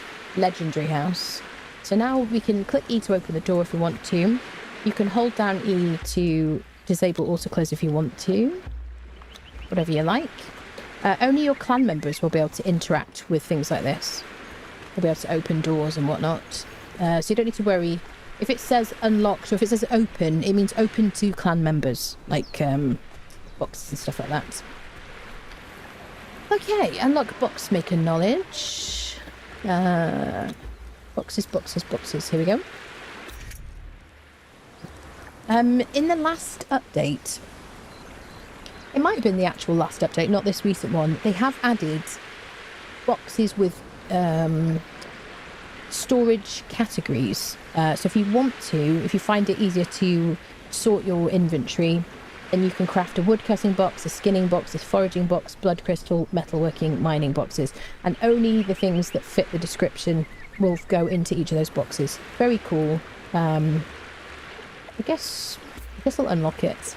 I'm not going to use them right now because it doesn't really matter, but they are very, useful. They were already an item that you could buy from battle passes in the past, and now they've given a free version, which is good, definitely.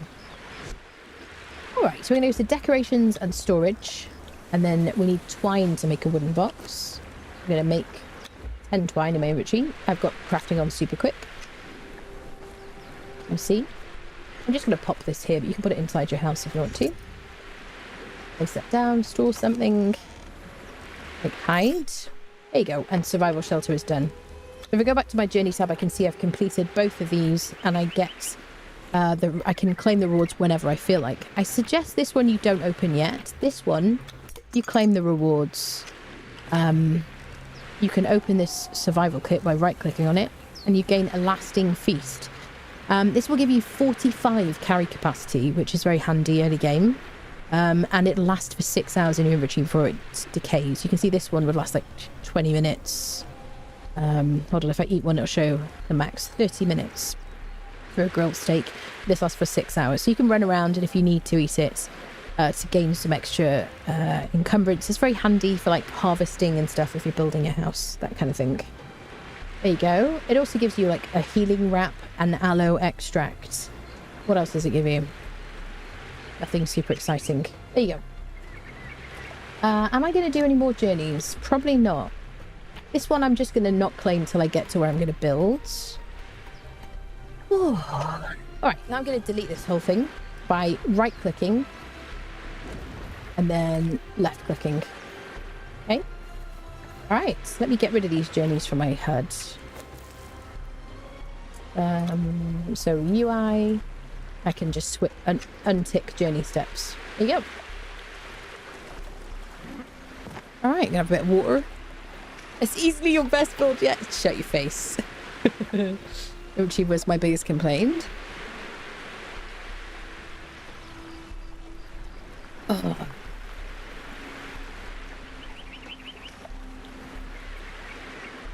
Murder shed. Yeah. Oh. YouTube unfriending him. I can create a gong now. Yay, endgame loot. Oh dear. Yes, has anyone here been trolled by friends with the gongs and stuff? Okay, so let's keep adding some points in expertise. So if you're going to be building a house and stuff like that, then definitely efficient harvest is the most useful early perk in expertise. Final hit when harvesting grants twice as many resources. You just want the biggest yield possible when you're harvesting early game. This one is going to give you like rare resources more frequently. When you get to that point, that would be handy, but right now it doesn't matter. Are you a creature of the night? It's like midnight in the... Yes, I am. I am definitely a creature of the night. 100%.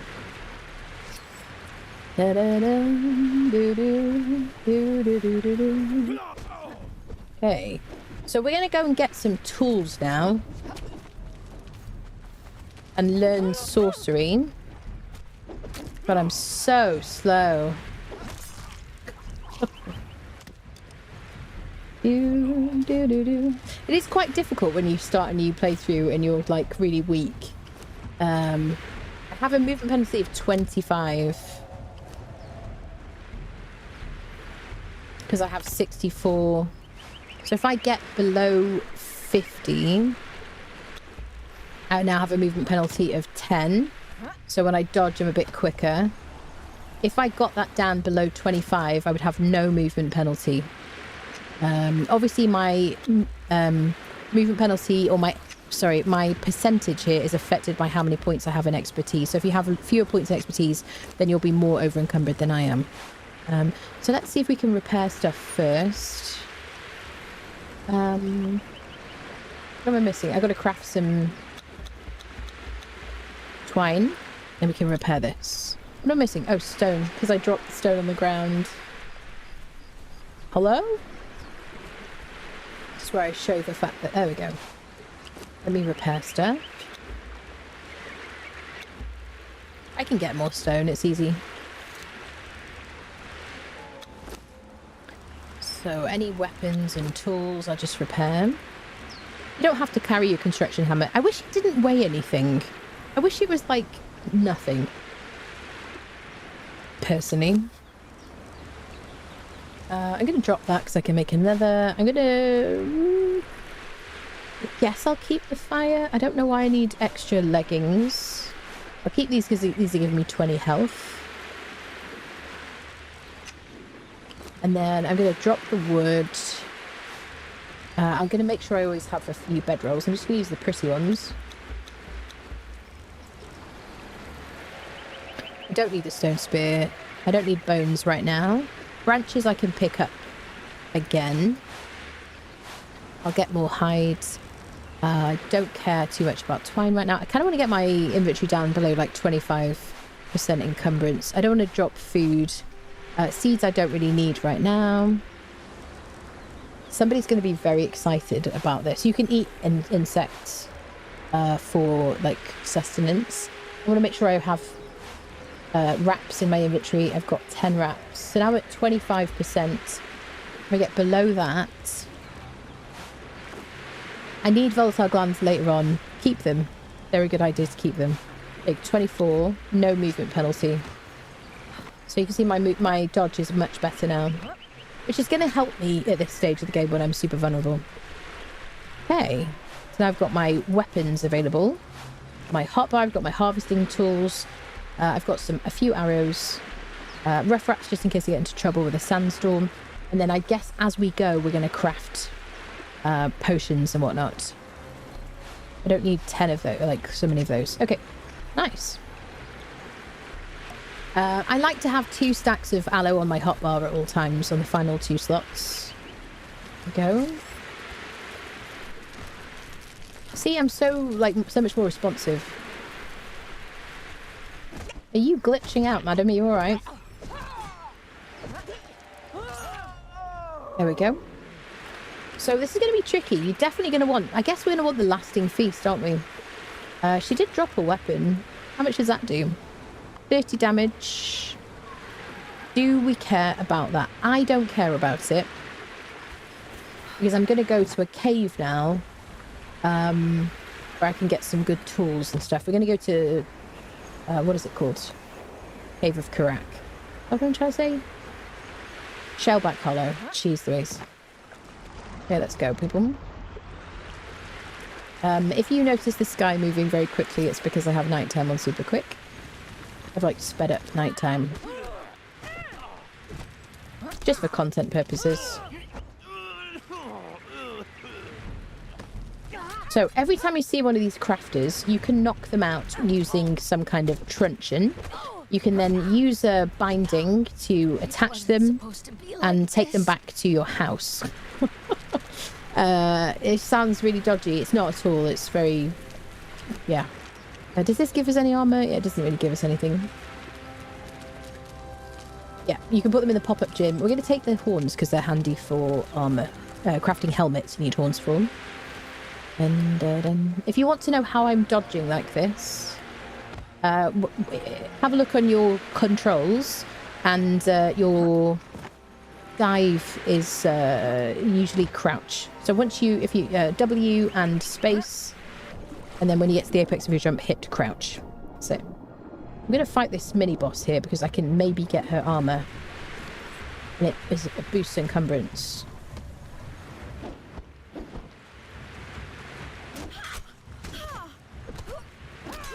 She doesn't always drop her armor, but it's medium.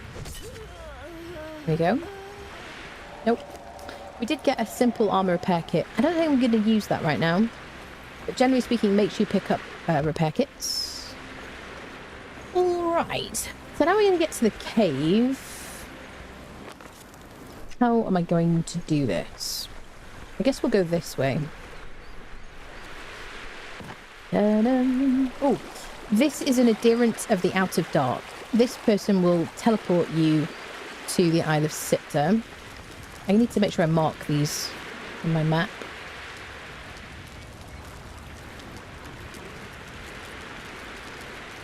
So if you have the Isle of Siptah DLC, whenever you see one of these adherent of the Outer Darks, for free, they'll teleport you to the Isle of Siptah. I'll show you where it takes you to. How can my tattoos come off? Are they fake? They do wear off in like 2 hours, or if you take damage, question mark. I never use them. I wish they would stop messing with characters' movement. They probably did it make that worthless perk more usable. Like, yeah, just be max level forehead, yeah. And it is a vampire commitment. Yes, definitely. Should have named your character Siri the Nightwalker, yeah. That's it. 2 hours, yeah. So here we go. Here's where it takes you to. Just gonna mark it here.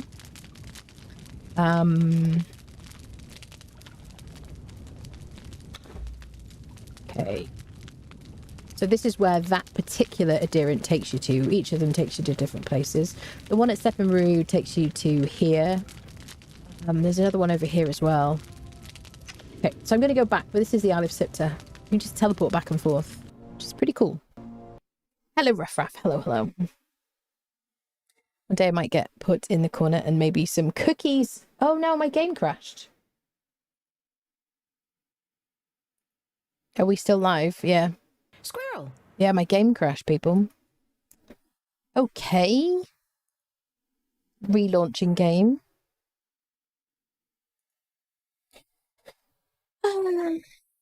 I'll have some coffee. Sounds like my brain needs it. Hello, Snowy. Bum ba-dum bum. Do do do do do do do. That's the first crash.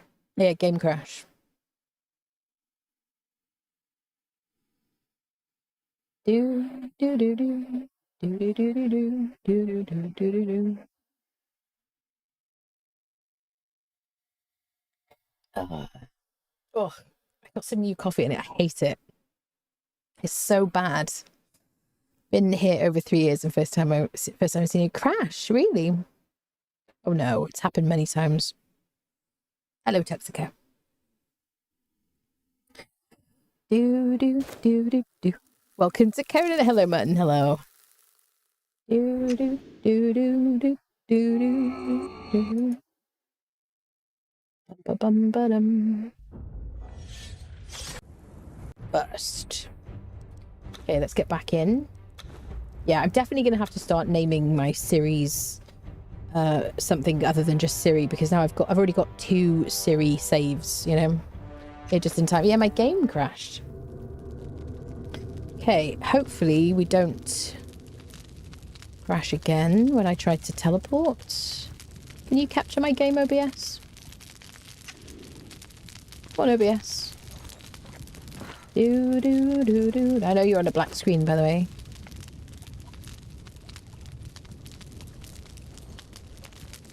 Come on. Okay, I'm going to try and teleport. For some reason, OBS isn't capturing my game. Oh, there you go. Wonderful. Let's try again. Please don't crash. If it does, we'll admin teleport. There we go. Yay! Hallelujah. Excellent. Great. Must have a good setup to not crash, yeah. All different PC configurations. Oh, corner joke. Hold on.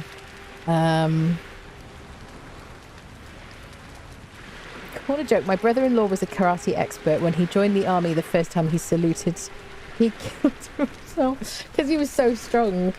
Tony, to the corner, please. Tony, to the corner. That was a terrible joke. Thank you very much. Outrageous. No cookies, Tony. Come on now. You know the rules. All right. Well, I'm going to try and keep my encumbrance or below 25, I guess. I'm going to get horns later.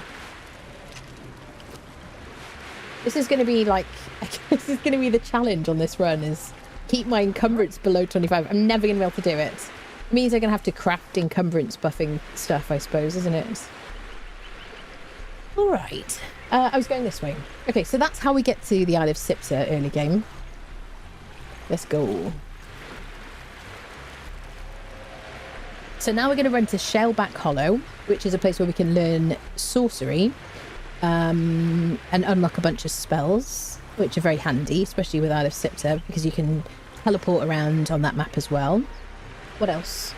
And we're also going to pick up some tools and weapons from in there as well, which is going to make us much more powerful than we would be otherwise. I guess we're going for like lightweight, aren't we, really, here? If you wonder why now these guys are attacking me when they weren't before, it's because the red ones are insta aggro, and the green ones are neutral, so they only attack me if I attack them first. I'm trying to do my best job of just avoiding them before having to dodge. There you go. You will see XP pop up on the screen top left if you don't have this Exiles Ue5 mod, but that thing in the middle of the screen is because of that mod, and I really like it because even after I've leveled up to 60, I'll still see how much XP I get from things and how much damage I'm doing, all that kind of stuff. I do like it a lot. Highly recommended. Exiles Ue5 mod. Yeah. At what point do you suggest progressing to Siptah? That's a tough one, you know, because normally I would say play through the Exiled Lands and then play the Isle of Siptah. You can totally do that if you want to, but you're going to gain some really cool buffs from the Isle of Siptah, like vaults. Is my gamma normal? Yeah. That's fine. So yeah, I don't know. You can go across whenever you want. You can literally start on Siptah if you want to. Just, there aren't really any kind of a super easy areas, or, you know, not that many large easy areas. You can just kind of chill out. I generally prefer this kind of coast, this southeast kind of coast here to start, and then like move around the redwoods and things like that. Then I like to move down to the Isle of Dawn. But the Isle of Dawn is full of Stygians and the Accursed, who are like Sumerians from Mounds of the Dead, and they all hit very, very hard. You're going to die a lot, but if you put down a bedroll, if you live nearby, it doesn't matter. It's also very idyllic, kind of like glowy and wonderful.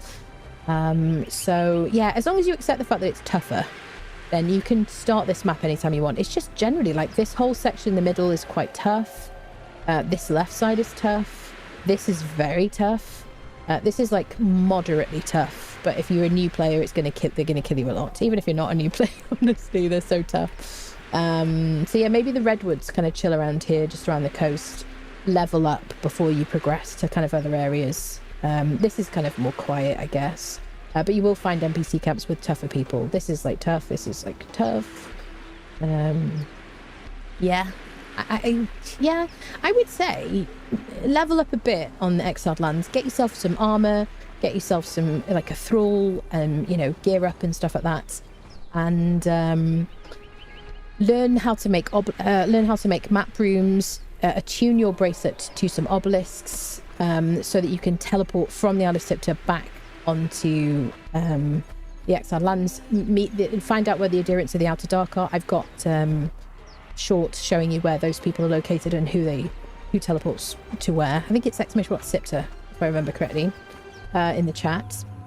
And then, you know, if you die, you can kind of get back and forth easily. You can click on these to listen to the lore stones. Are we going to learn Yogg? Am I in the right place? I think I am. Yeah. So let's learn the Yogg religion while we're here. I chose Crom at the start of the game. It doesn't really matter who you start your religion on, because you can learn all the religions. I didn't mention that at the beginning of the game because I'd already crafted my character. So I choose Crom, who confers absolutely no benefits whatsoever, which I kind of like the idea of. And then you can speak to trainers around the map who'll teach you the different religions. Then you can have all of the altars. You can learn all the recipes and everything. This is the cannibals trainer, Nunu the cannibal. And if I learn Acolyte of Yog, he will teach me the religion, basically. There you go. This is where we are. That's where he's located. This is F4. You can see where he is. Shaman's Rise.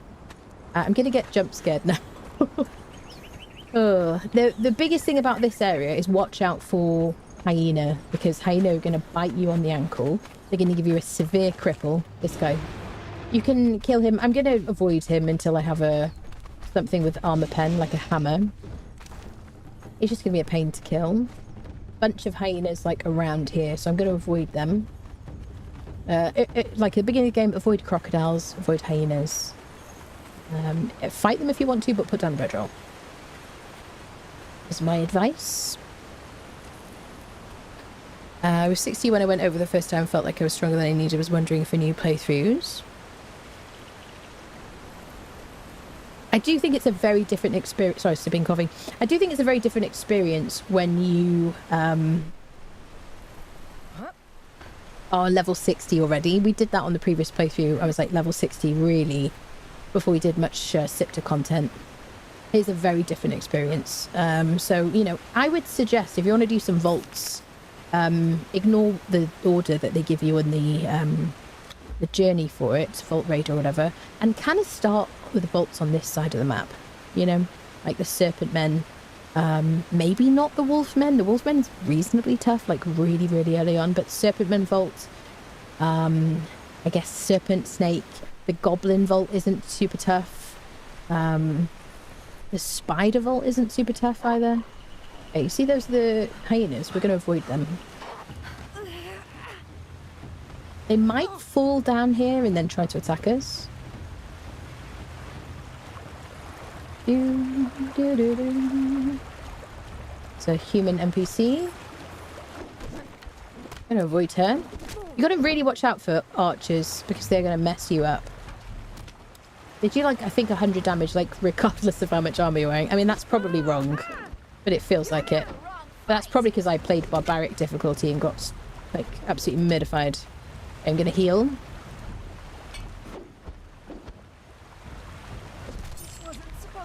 So I'm going to notice partway through fighting that suddenly my movement is worse. And I'm going to hate it, aren't I? Movement penalty 10. Because I've got to get below 25. Yeah, it's interesting. Yeah. Okay, let's deal with her.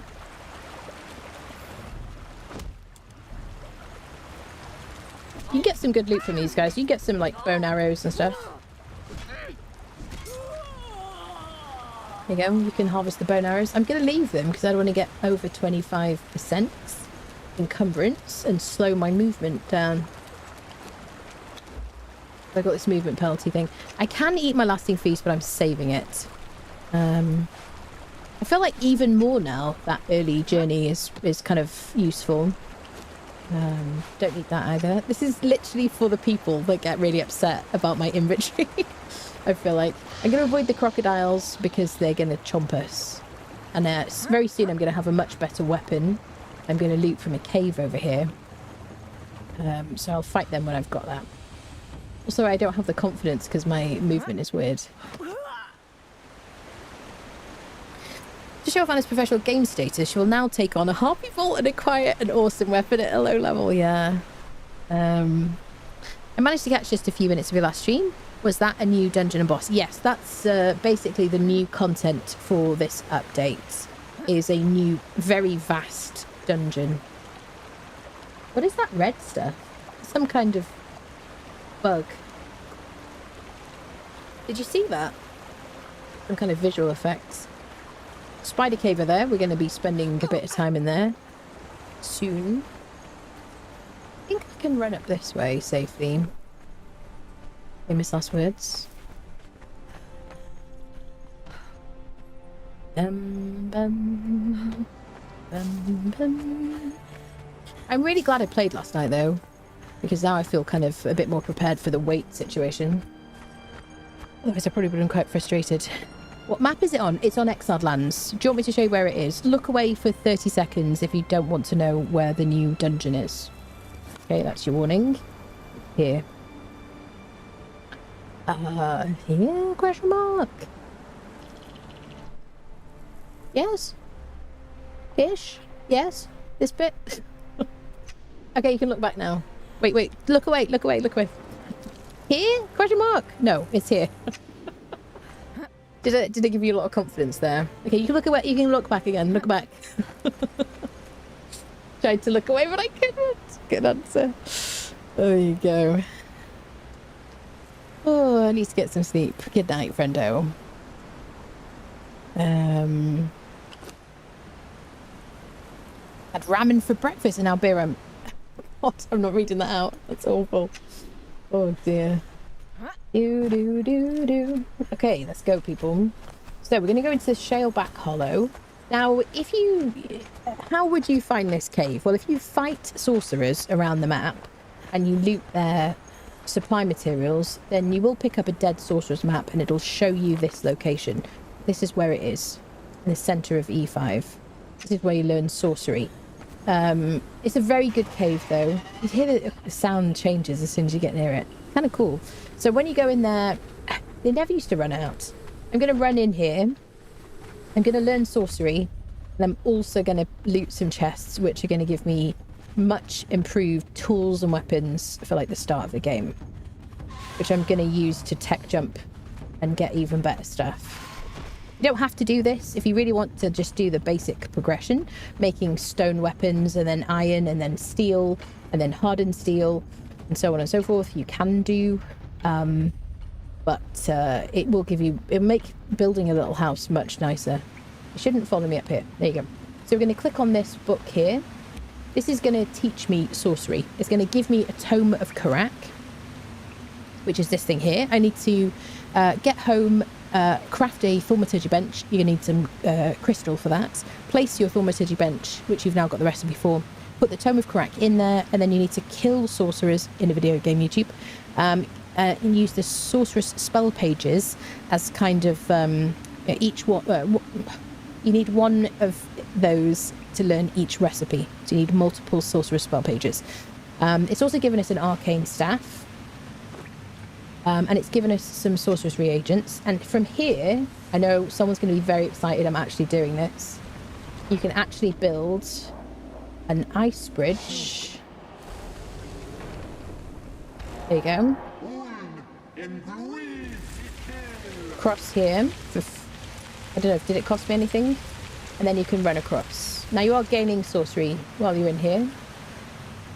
Okay, we're going to loot chests. Oh, I got a pick. I got a hatchet. I got a sword. Got some cash. I wonder if they've fixed the box behind me.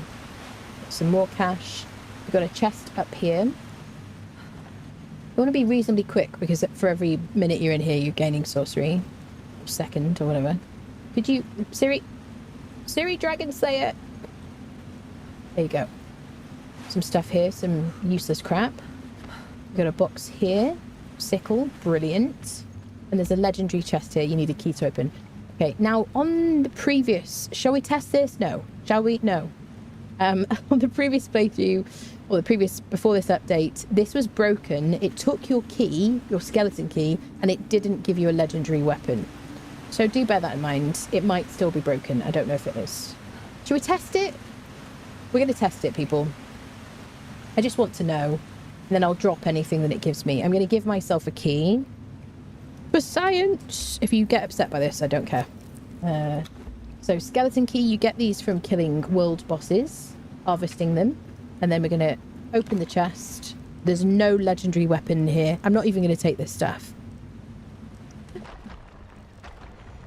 Oh, my bridge broke. So there you go. I gained nothing from that whatsoever. Okay, so I've got some stuff. I can still carry these things here. I think I'm going to eat the lasting feast to get me down to 45%. Yeah, 45% carry capacity. I'm going to go back into normal mode, make myself normal. And then, shall we craft? Should we do another bridge?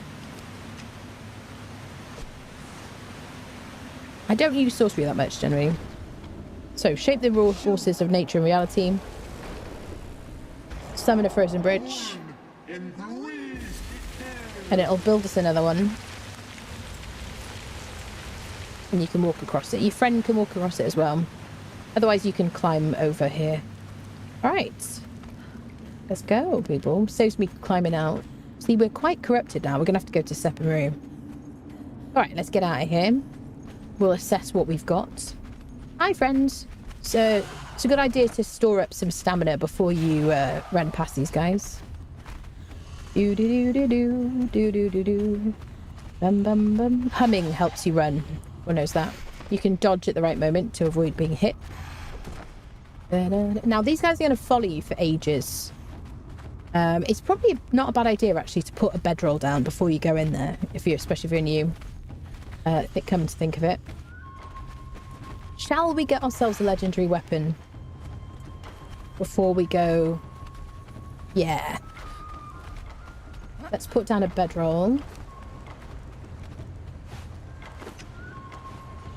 Let's do it somewhere reasonably safe. Okay, these guys never used to follow us out. Let's do it here. Okay, previous bedroll was destroyed. This one's now placed here. This is a reasonable, safe place to chill out. He's going back. Avoid the Dothari. You're going to die to an arrow at this point. Or a couple of arrows. Just avoid humans generally. Now, I am more corrupted than I would like to be at this point. Let's have a quick look at what we've got. From the boxes. They can't get us here. Got purple lotus orbs, which is super, super handy at this stage of the game. We can knock out an enemy. I've got perfected perfected steel greatsword, which is really good. Any points in strength I add are going to give me more damage with this. I've got a steel spear. I've got a long sword, which does less damage than this. Let's have a look at this. One-handed weapon, though, so if you want to use that with a torch, you can do. Whereas this is a two-handed weapon. It's a good tech jump. It also... Yes, okay. A sickle is absolutely what we need from in that cave, because then I can harvest aloe leaves and make my own potions and stuff like that. Curative, I don't really care about right now. Radium gem, standing torch, very good. Oh god. They radium. What is this? They would have killed us, people. Apparently I know nothing. Okay, excellent. We've got some silver bars. You can use those to make silver coins. You can use them to craft transportary stones. Silver is very valuable. You can also grind it into powder. You can combine it with ichor and gold dust to make alchemical base, which you need later on in the game. I'm going to drop it for now because weight is a bit of a premium. Steel reinforcements you need for crafting tier 3 buildings. You need it for like high level clothing and stuff like that. High level armor. I'm going to drop these. Iron reinforcements and steel reinforcements you can make in a blacksmith bench. These are just shelves. I don't really care about these. Don't care about candles. Don't care about this. Let's get rid of stuff from our inventories. Keep the coins. You're going to use those. You can buy a camel with these. Am I going to drop silver coins? Probably right now. Demon blood you need for making all sorts of things. You need it for making map rooms. You need it to gain access to kill the Barrow King. For crafting a bunch of stuff. Making explosive powders and stuff. All these things are very valuable. I'm going to drop them because I'm just going to be like very conscious of my inventory. Crimson Lotus, a flower. All these things you can use to make potions and stuff. But generally speaking, I don't recommend that you drop all this stuff. I'm just doing it because I know how to get it back easily. Bottle, don't care about that. Steel, we're going to have to keep, aren't we? Food we keep. So I can drop my stone pick because I now have a steel pick. I have a hardened steel hatchet, so I can drop my stone hatchet. I can drop my campfire because I can craft another one. Don't have another skinning knife. I do want my daggers. I can use the simple tool upgrades on my steel pick and on my hatchet. I wouldn't normally use crappy ones like that, but I think we'll do it. What else? I think that's it, really. This is kind of interesting, thinking about my encumbrance so much, I guess. That doesn't mean I'm happy about this, okay? I've got an elixir of numbing! Oh, you beautiful boss steward. Alright, this is very cool. So I got an elixir of numbing, which is a potion for encumbrance. I can have a potion buff and a food buff at the same time. Which means I now have, like, a very increased carry capacity by both of those things. And I assume they've changed that, honestly, intentionally, to make us happy.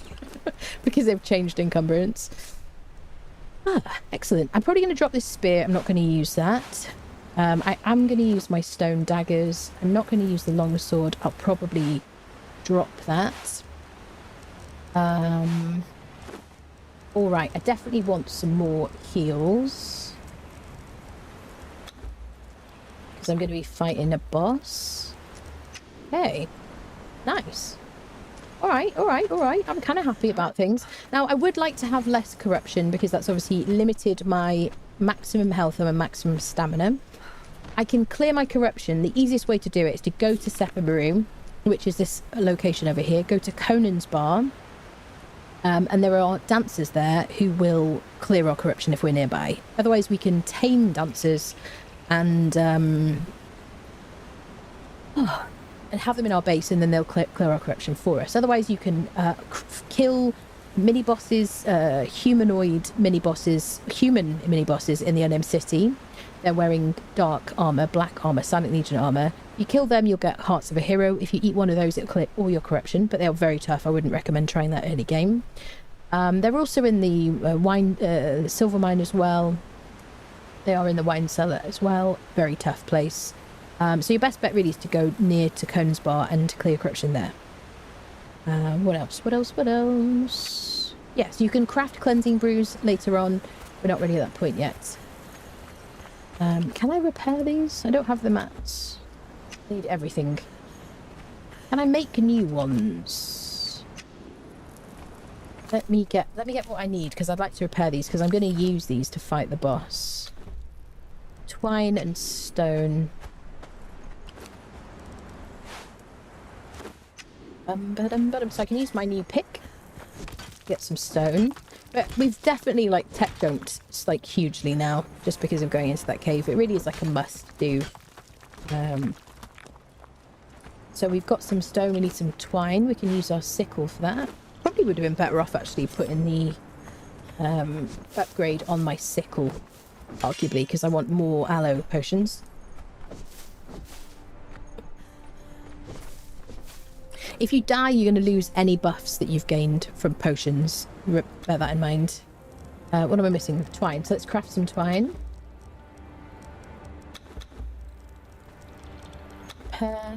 I think two sets of daggers are going to be sufficient for what we're doing. 2 stacks of heals should be enough as well. So I'm going to drop these. Anything that I don't absolutely need, I'm going to drop.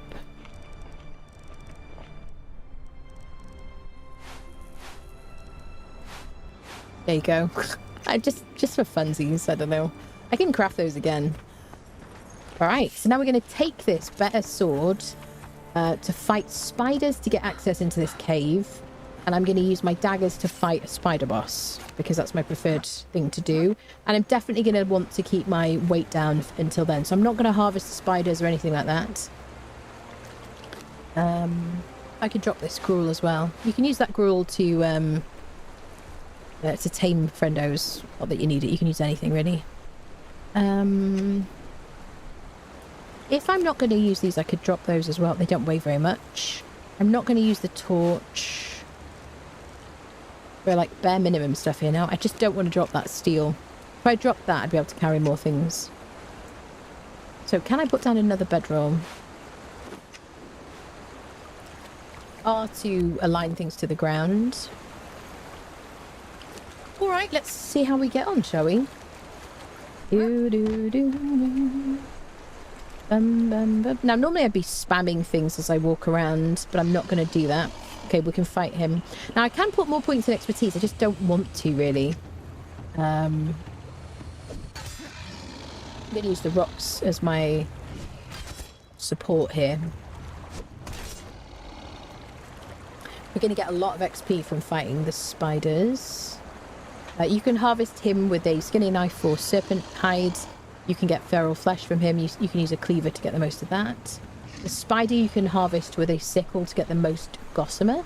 You can also get ichor from spiders. You can get chitin from spiders, or chitin or kitten or whatever the hell you want to call it. I don't really care how you want to pronounce it. But this sword I'm going to use for the young spiders. I don't want to fight the crocodile, really. Oh yeah, fight each other.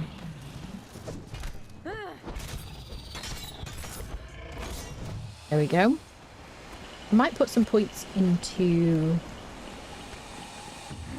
Oh, it's a demon croc. It's a demon croc. It's a demon croc. I'm going to jump. It's a demon croc. If you see bright, shiny blue eyes like that... I mean, fight it by all means, but I'm not going to. Could you go away, sir?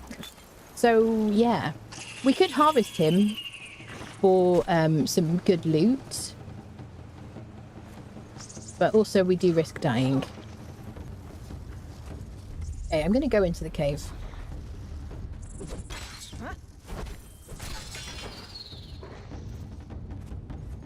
Will I just fight you and not the... Some of these guys have projectiles.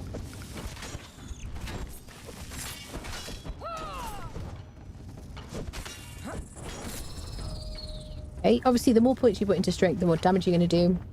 And you can just, like, chill out, level up. You don't have to do this immediately. Build a house. What are we going to do next, people? I'm going to do agility because I want to avoid stuff throughout my life. I just want to be able to recover quickly from dodging. We're going to get to the first perk in agility, and then that will help me to do more damage with my daggers against the boss, because daggers are an agility weapon. These guys are a bit tougher.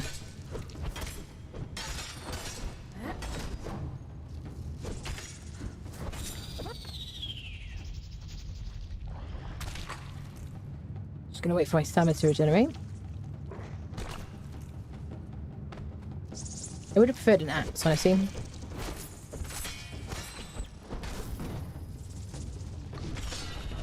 Okay, I did a special attack, which is control. Different kind of special attacks for different weapons.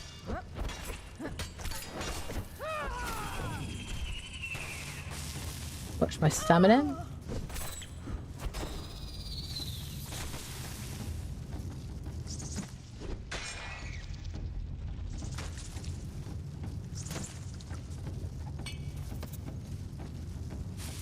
Try not to die.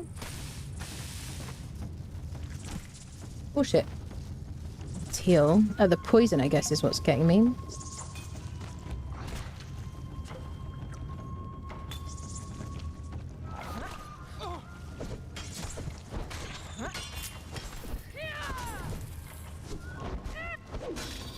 Okay.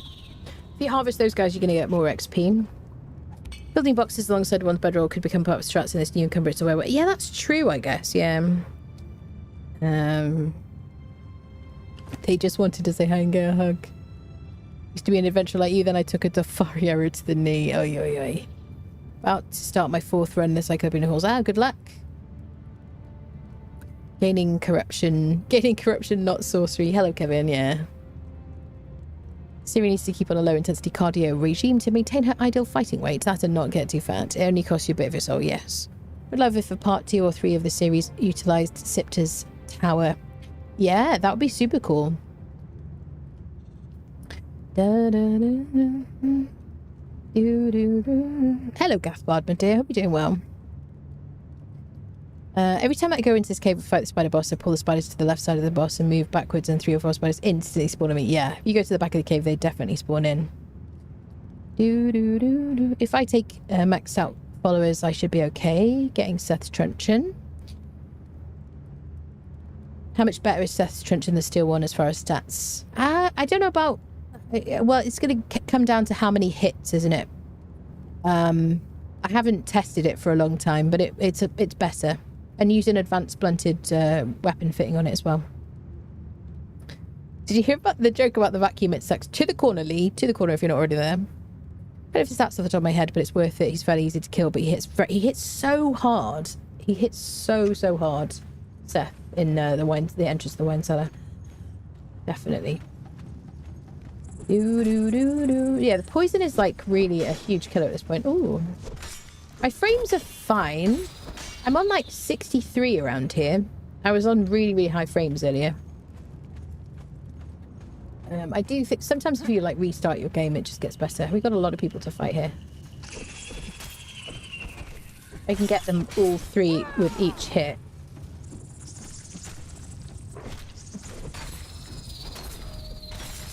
There we go. That cleave though. Okay, nearly at the boss. I mean, it is useful for me to kind of repeat the same path with each update because it's good to test, really. I think there's a boss hiding over there. You see him? Big spider boss. There should be another spider over here. Let's fight him first. Come on then. Is my health and food going down at all? Is it bugged? Yeah, it's bugged. You see it changing and refreshing when I dodge. Sir, could you not do that, please?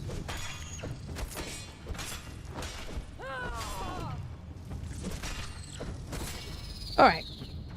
Let's heal. So I'm doing well for my encumbrance situation. Have I gained any levels? I have. Oh, look at that. Now I've got the first perk. So, backstab, 15% increased damage when attacking from behind. I also should recover quicker from dodges. I haven't got any points in strength, obviously. And both my food and my potion buff are in encumbrance. So I don't have a movement penalty. Okay, so let's see if I can do this late at night. I'm applying a couple of bleeds and I'm moving out away from this guy.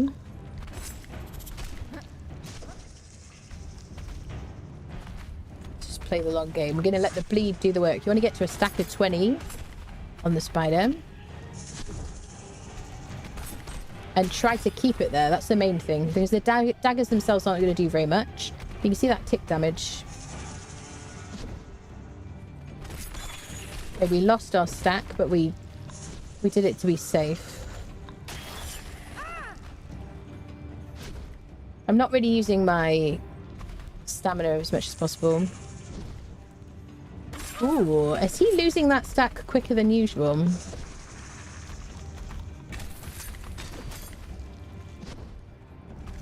Am I nerfed?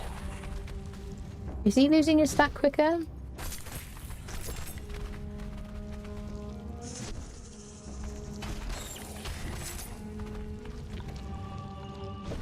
There's a 20. When he does his special attack, where he jumps up in the air, you want to avoid him and you're going to lose your stack then. But now I just want to keep that stack going.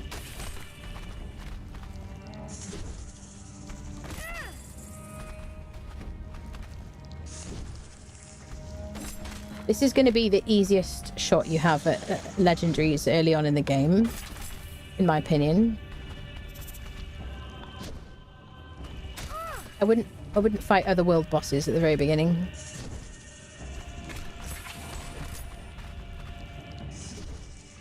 But, you know, there's a risk and then there's a good reward for it. You feel like it. It is obviously a lot harder if you're on a server and there's a lot of latency. Bear that in mind. This is single player. There's no latency. There's a special attack. There we go. Keep the tick damage going.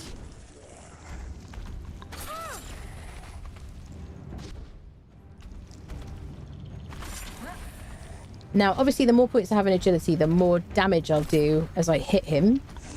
The better the daggers I have, the more damage I'll do with each hit. But it's the tick damage I'm looking for here. You can use poison daggers as well. If you get poison daggers.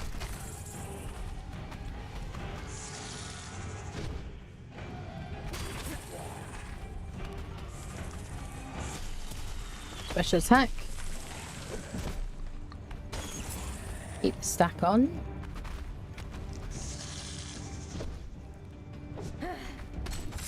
Let him attack. Avoid the front bit. Front bit is the business end. I'm just using like one dodge to get out. I have my thumb permanently over the Alt key.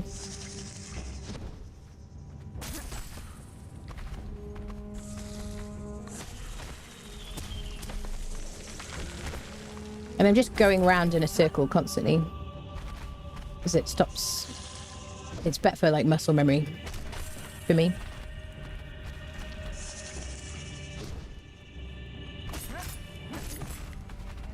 Got greedy.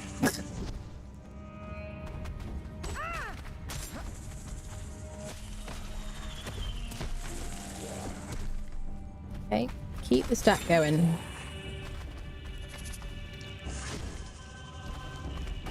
So he'll die to his injuries now. There you go. Hey, there we go. So he drops, so he can drop throwing knives, which I don't really use. And he also drops this Nemedian helmet, which is a legendary weapon with a karmic ability to repair weapons, tools that you have in your hands whilst you take damage when wearing it. Normally, this would not be repairable, but as of this update, the Cyclopean Halls, which is the new dungeon in this update, does give you the functionality to repair things that you take to the dungeon. Weapons, armor, legendaries. Otherwise, they wouldn't be repairable. So there you go. So I can equip that and I automatically get 143 armor. Obviously, it has a weight to it, 5.39 units. But the main thing I want is to harvest this guy and to get a skeleton key. And then there's a legendary chest, or there should be a legendary chest behind him. That's the key. There you go. We got some demon blood. We got some gossamer, which we can craft into. What's the word I'm looking for? Silk. Is the chest. Ooh, we got a one-handed sword, L's Drinker. Okay, we didn't even use a full durability of a set of daggers there because I was careful. Yeah, so we got 67 damage, 9% armor pen, and it bleeds. That's very cool, and it's a legendary. Lots of durability in legendaries. And it's repairable now if I take it to the Cyclopean Halls. This isn't like a super special weapon to me, so I probably wouldn't bother repairing it in the Cyclopean Halls. If you do the Cyclopean Halls, if you haven't been there yet, please take Fragments of Power with you. And that's all I'm going to say. Just take Fragments of Power. So I gained a point. Oh, what should we do? Let's do a bit of stamina next. Let's do a bit of grit. And then we'll put points into strength after that. So I could harvest these guys if I want to. Oh, by the way, with Fashionist, I can just hide my helmet. There you go. So it looks like I'm not wearing any armor, but I do have 166 armor now. Some of that's from grit, some of that's from the helmet. There you go. So now we have steel tools, some steel tools, and a hardened steel hatchet. We've got a legendary weapon. We've got our heals. What shall we do next? Shall we try and get some armor next, people? Shall we? Shall we? Or should we try and... Okay, first thing first, we've got to go clear our corruption. That is absolutely the first thing on the agenda. Let's just go to Sepamaru, clear our corruption. Bum, bum, bum, bum. Not to mention, it's just a stylish new hat. That's it. I gotta be careful about picking stuff up. So let's use this.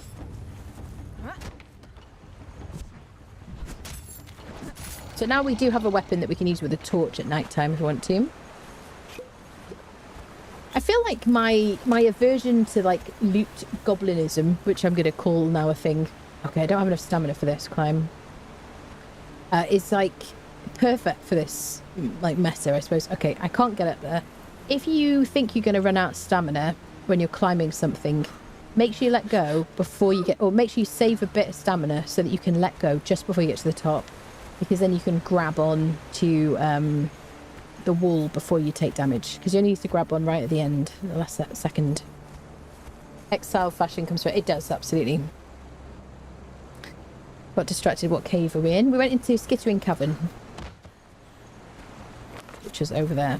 So we went to Shellback Hollow, learnt sorcery, got some tools and weapons. We used the weapon to get legendary weapon from Skittering Cavern. And now we're going to go to Sepamaru, which is this area of the map. Lovely area. And we're going to clear our corruption next on the agenda. Okay, I got to not pick stuff up because I don't want to increase my encumbrance. What can I drop? I'm going to drop Gossamer. Okay, that gained me nothing.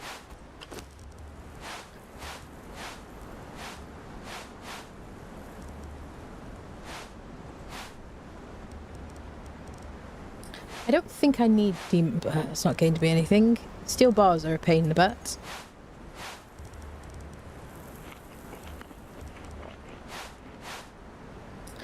I don't have any aloe leaves. I think I'm going to drop Gossamer. I'm going to keep the coins. So I think what we're going to do, because encumbrance is such an issue, we're going to go to Sepamaru. We're going to... Let me get rid of this. And then we're going to get Camel. There we go.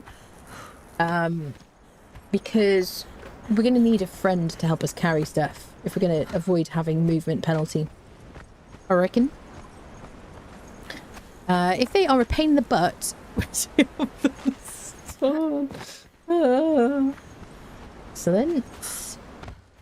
So, to Sepamaru, we're going to run through the unnamed city for this. And actually, I guess we're going to run past the entrance to Cyclopean Halls, which we're not going to go into, but I'll show you the outside of it, where it's located. This is Shellback Hollow we went in earlier, where we learnt sorcery. So yeah, our only other choice really would be to fight a mini-boss in the unnamed city to get a Heart of a Hero to clear our corruption, or we could wait for ages and level up, craft some cleansing brews. Or if you're on a server, the best thing to do is to go by someone else's house, base, and hopefully they have a dancer nearby, a dancer in their base that you can be cleansed by. There you go. Words are so hard today. I think also I might... How much do these weigh? No, they weigh 1. I don't know if I'm going to try to be less than 25% encumbered the whole time. I think I'm going to try to be. I don't know how viable that's going to be. But that's going to mean some encumbrance buffing rather than damage buffing, I think. I don't really want to go this way. So, Unnamed City is very dangerous. There's a lot of skeletons in here which drop alchemical-related loot, which is very handy. There's a lot of bosses in there, so I wouldn't recommend fighting the bosses, generally speaking, certainly at this stage of the game, even with a legendary weapon. If you already have a thrall, if you've picked somebody up from a cage, or you have used concussive, what do you call them, purple lotus orbs to knock out followers, then maybe, especially if you've got heavy armor on, they've got heavy armor on.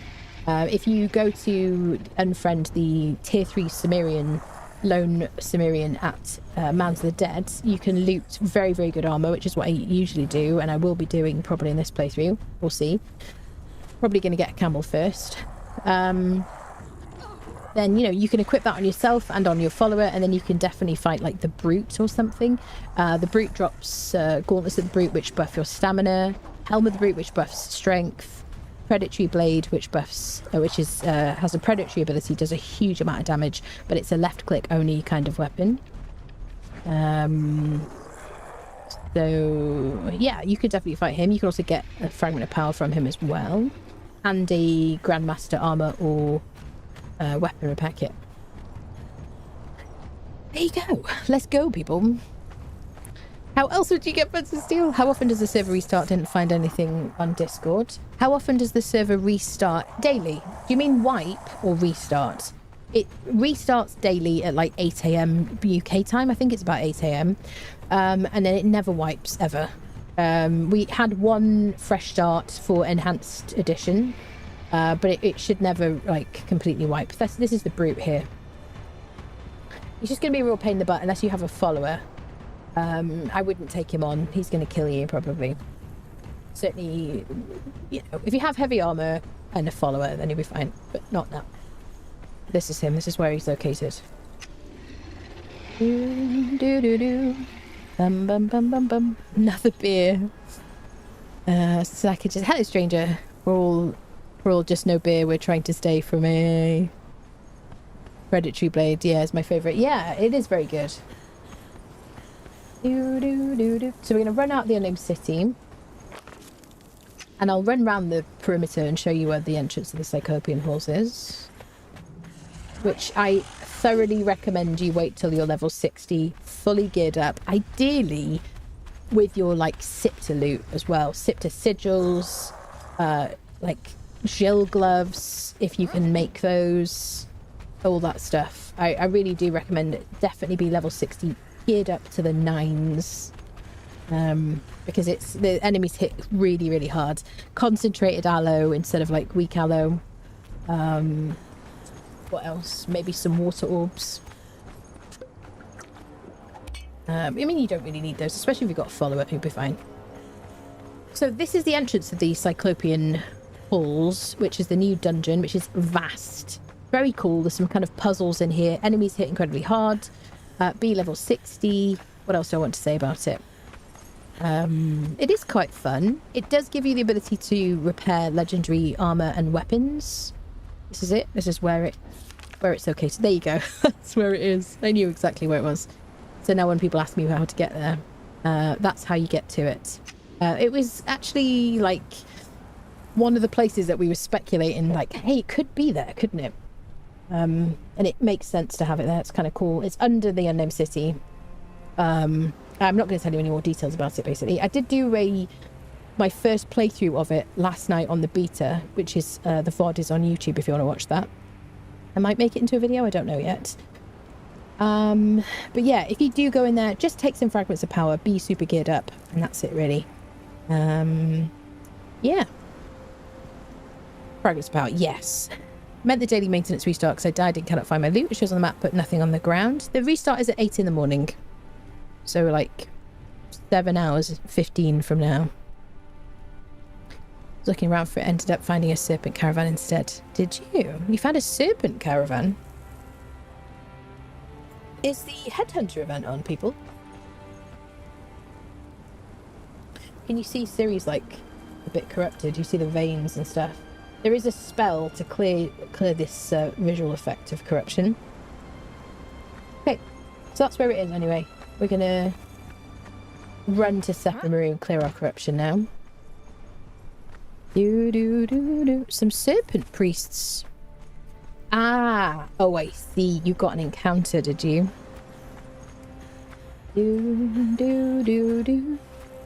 Yeah, I think you got an encounter. Those are added in the Age of Sorcery.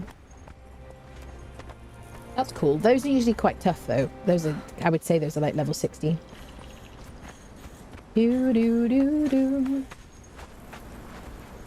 Okay, I don't know where we're going to set up our starter base. Shall I build some like castle situation out here? I don't know, people. I kind of want it to live up north on this playthrough, or certainly build something up north on this playthrough, like Highlands kind of area. But I would like to be in the desert for our starter situation. Hi, sir.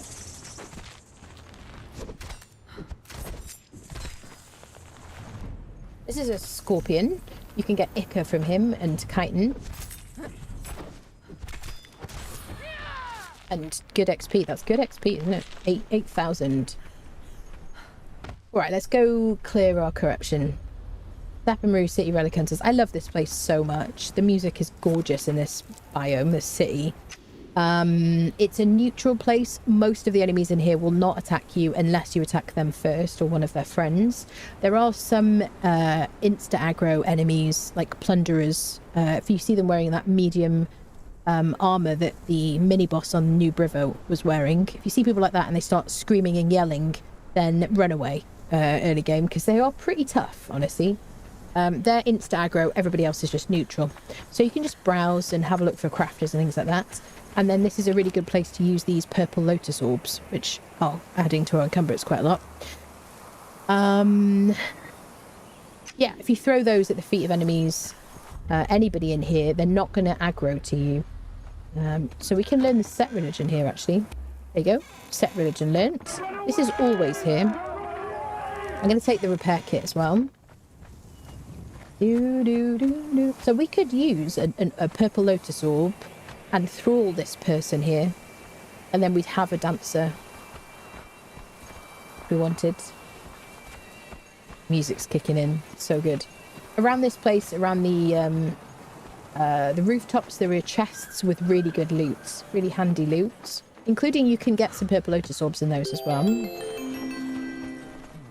Hit or Chris just subscribed with Prime. Chris, thank you so much for the Prime. Welcome, welcome. But yeah, have a look around. The higher the number next to the name, the better the crafter, generally speaking. Ooh, a named carpenter immediately. Yeah, he would take 2 purple lotus orbs to knock out. I think 2. Anybody up to tier 3, including like groups of people, will be knocked out, I think, with 1 orb. And I think it's 2 for this guy. We could try and get him and then put him in a wheel, but I just can't be bothered right now. So yeah, so he's a dancer. He's not going to clear my corruption. It's only like the people in Conan's Bar, the dancers in Conan's Bar, that will clear your corruption. Or if you're on the Isle of Siptah, right at the top of the map, these guys here. There's a couple of dancers in this camp of the castaways up there that will do so.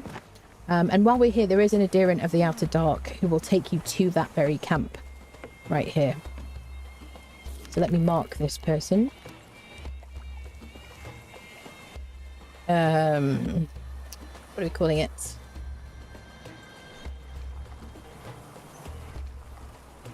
You're going to run out of markers before you finish the game if you like to place them like I do. It's kind of frustrating. I'll show you where it goes to. Hopefully we don't crash. Before you enthrall someone, you should get their consent first, definitely. Where is an early place to get glands to make poison? Early place. I don't know about early, really, because anybody poisonous is going to be super tough. Okay, here's where we teleport to. We're going to do Sepamaru. The silver mine, the boss in there gives you poison to make glands and recipes. There you go. So this person will take us back to Sepamaru if we want to. And actually, there's a dancer here we could use. So you see I'm clearing my corruption. If I leave quickly, I just want to show you that the dancers in Sepamaru Bar and Conan's Bar do it as well. I just noticed I can craft Skelos armor now. What do you mean now? You mean with the recipe, or you just have the recipe already?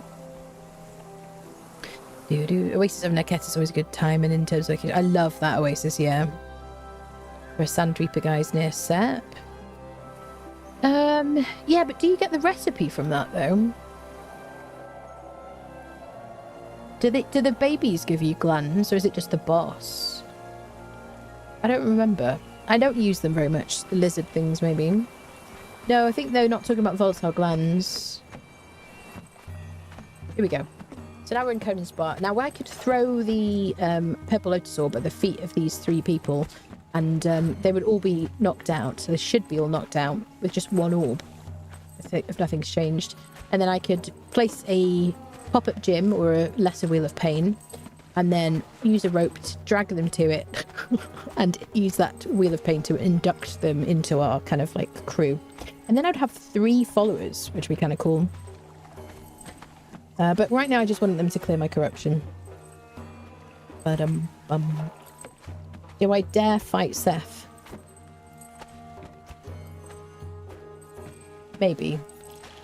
Before we do anything... Oh, you can speak to Conan. So you... Any fool can see that you need answers. You can also speak to the princess. My blood. For the It vultures is on royal that cross. and apparently coveted A for cursed sacrifice.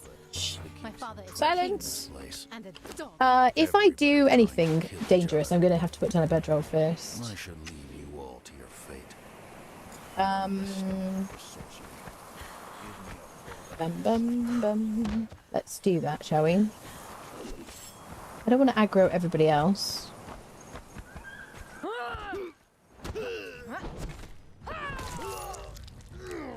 Oh, nobody noticed. Everything's fine. I don't have my skinny knife because I dropped it, but I can use this. Ooh, what do you give me? Carry capacity. Here we go. Carry capacity pants. And we look very stylish. It's going to give me hide so I can make my bedroll. Bedroll, bedroll, bedroll. So let's place one here at second room. We have to move out a little bit.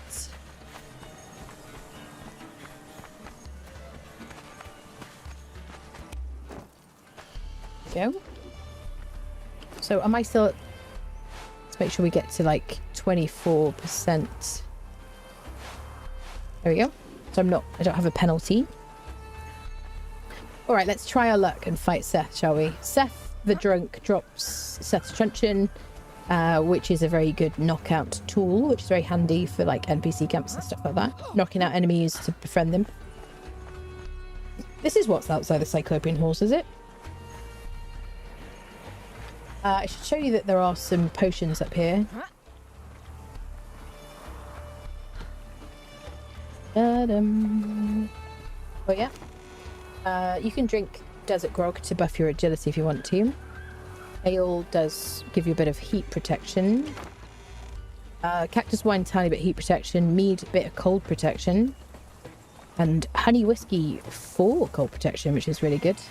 Okay, I guess we'll take that. Alright. Oh, the lone fisherman's there. You can knock that person out. That's a named cook. There you go. These are like random spawns. Alright, let's try our luck with Seth, shall we? He's going to hit so hard. Probably like a one hit right now. He scares me, people.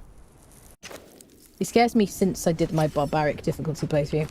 So I've currently got 179 armor because I've got my Nemedian helmet on.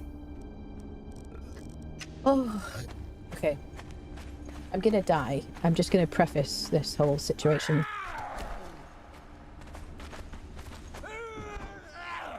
It's so scary here. It's really hard. I'm out of practice. And I'm so low level. Oh, Jesus Christ. He scares me.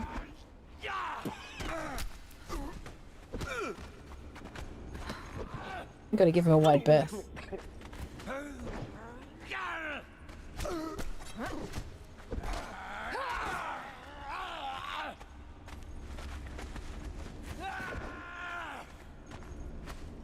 Genuinely terrified. Oh crap! Oh god! Oh god! Ho ho ho ho ho ho ho! Okay, stamina, stamina, stamina.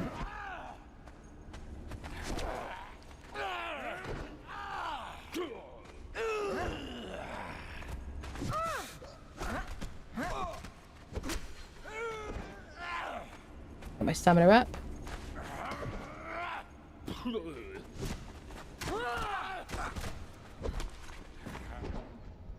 Stamina, stamina, stamina, stamina, stamina, stamina, stamina, stamina, stamina.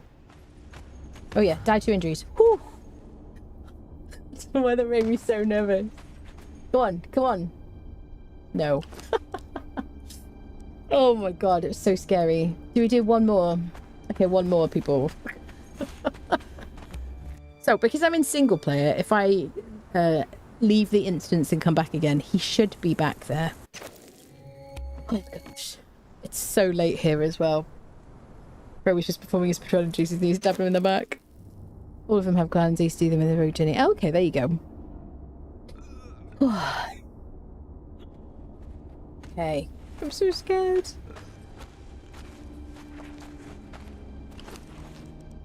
So I don't have any movement penalty. Oh.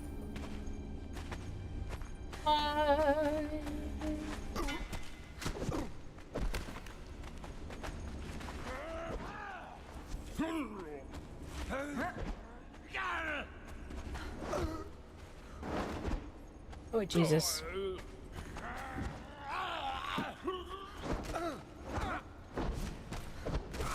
I just don't have the nerves this time of night to use daggers.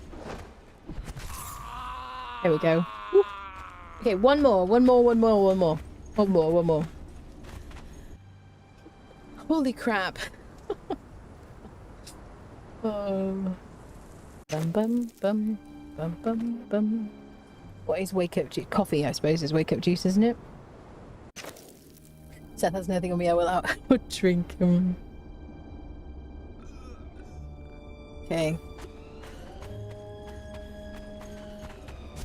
Oh shit. Oh no. I missed!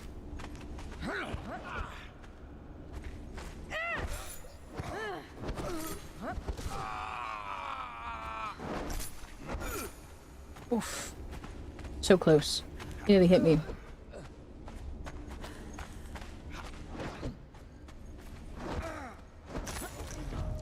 Holy crapsicles. Okay, one more, people, one more. Let me clear this, the bodies.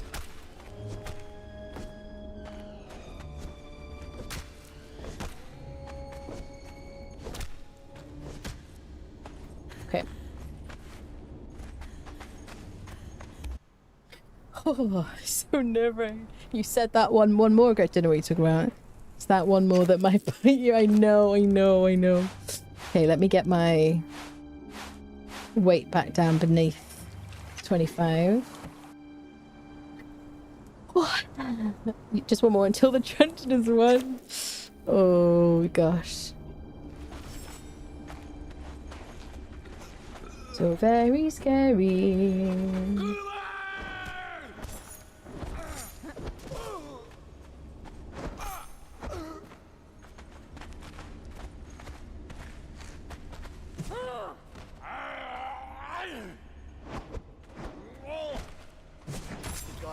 God. Oh yes! Thank God! Thank God! We got it! Yeah, just the first time!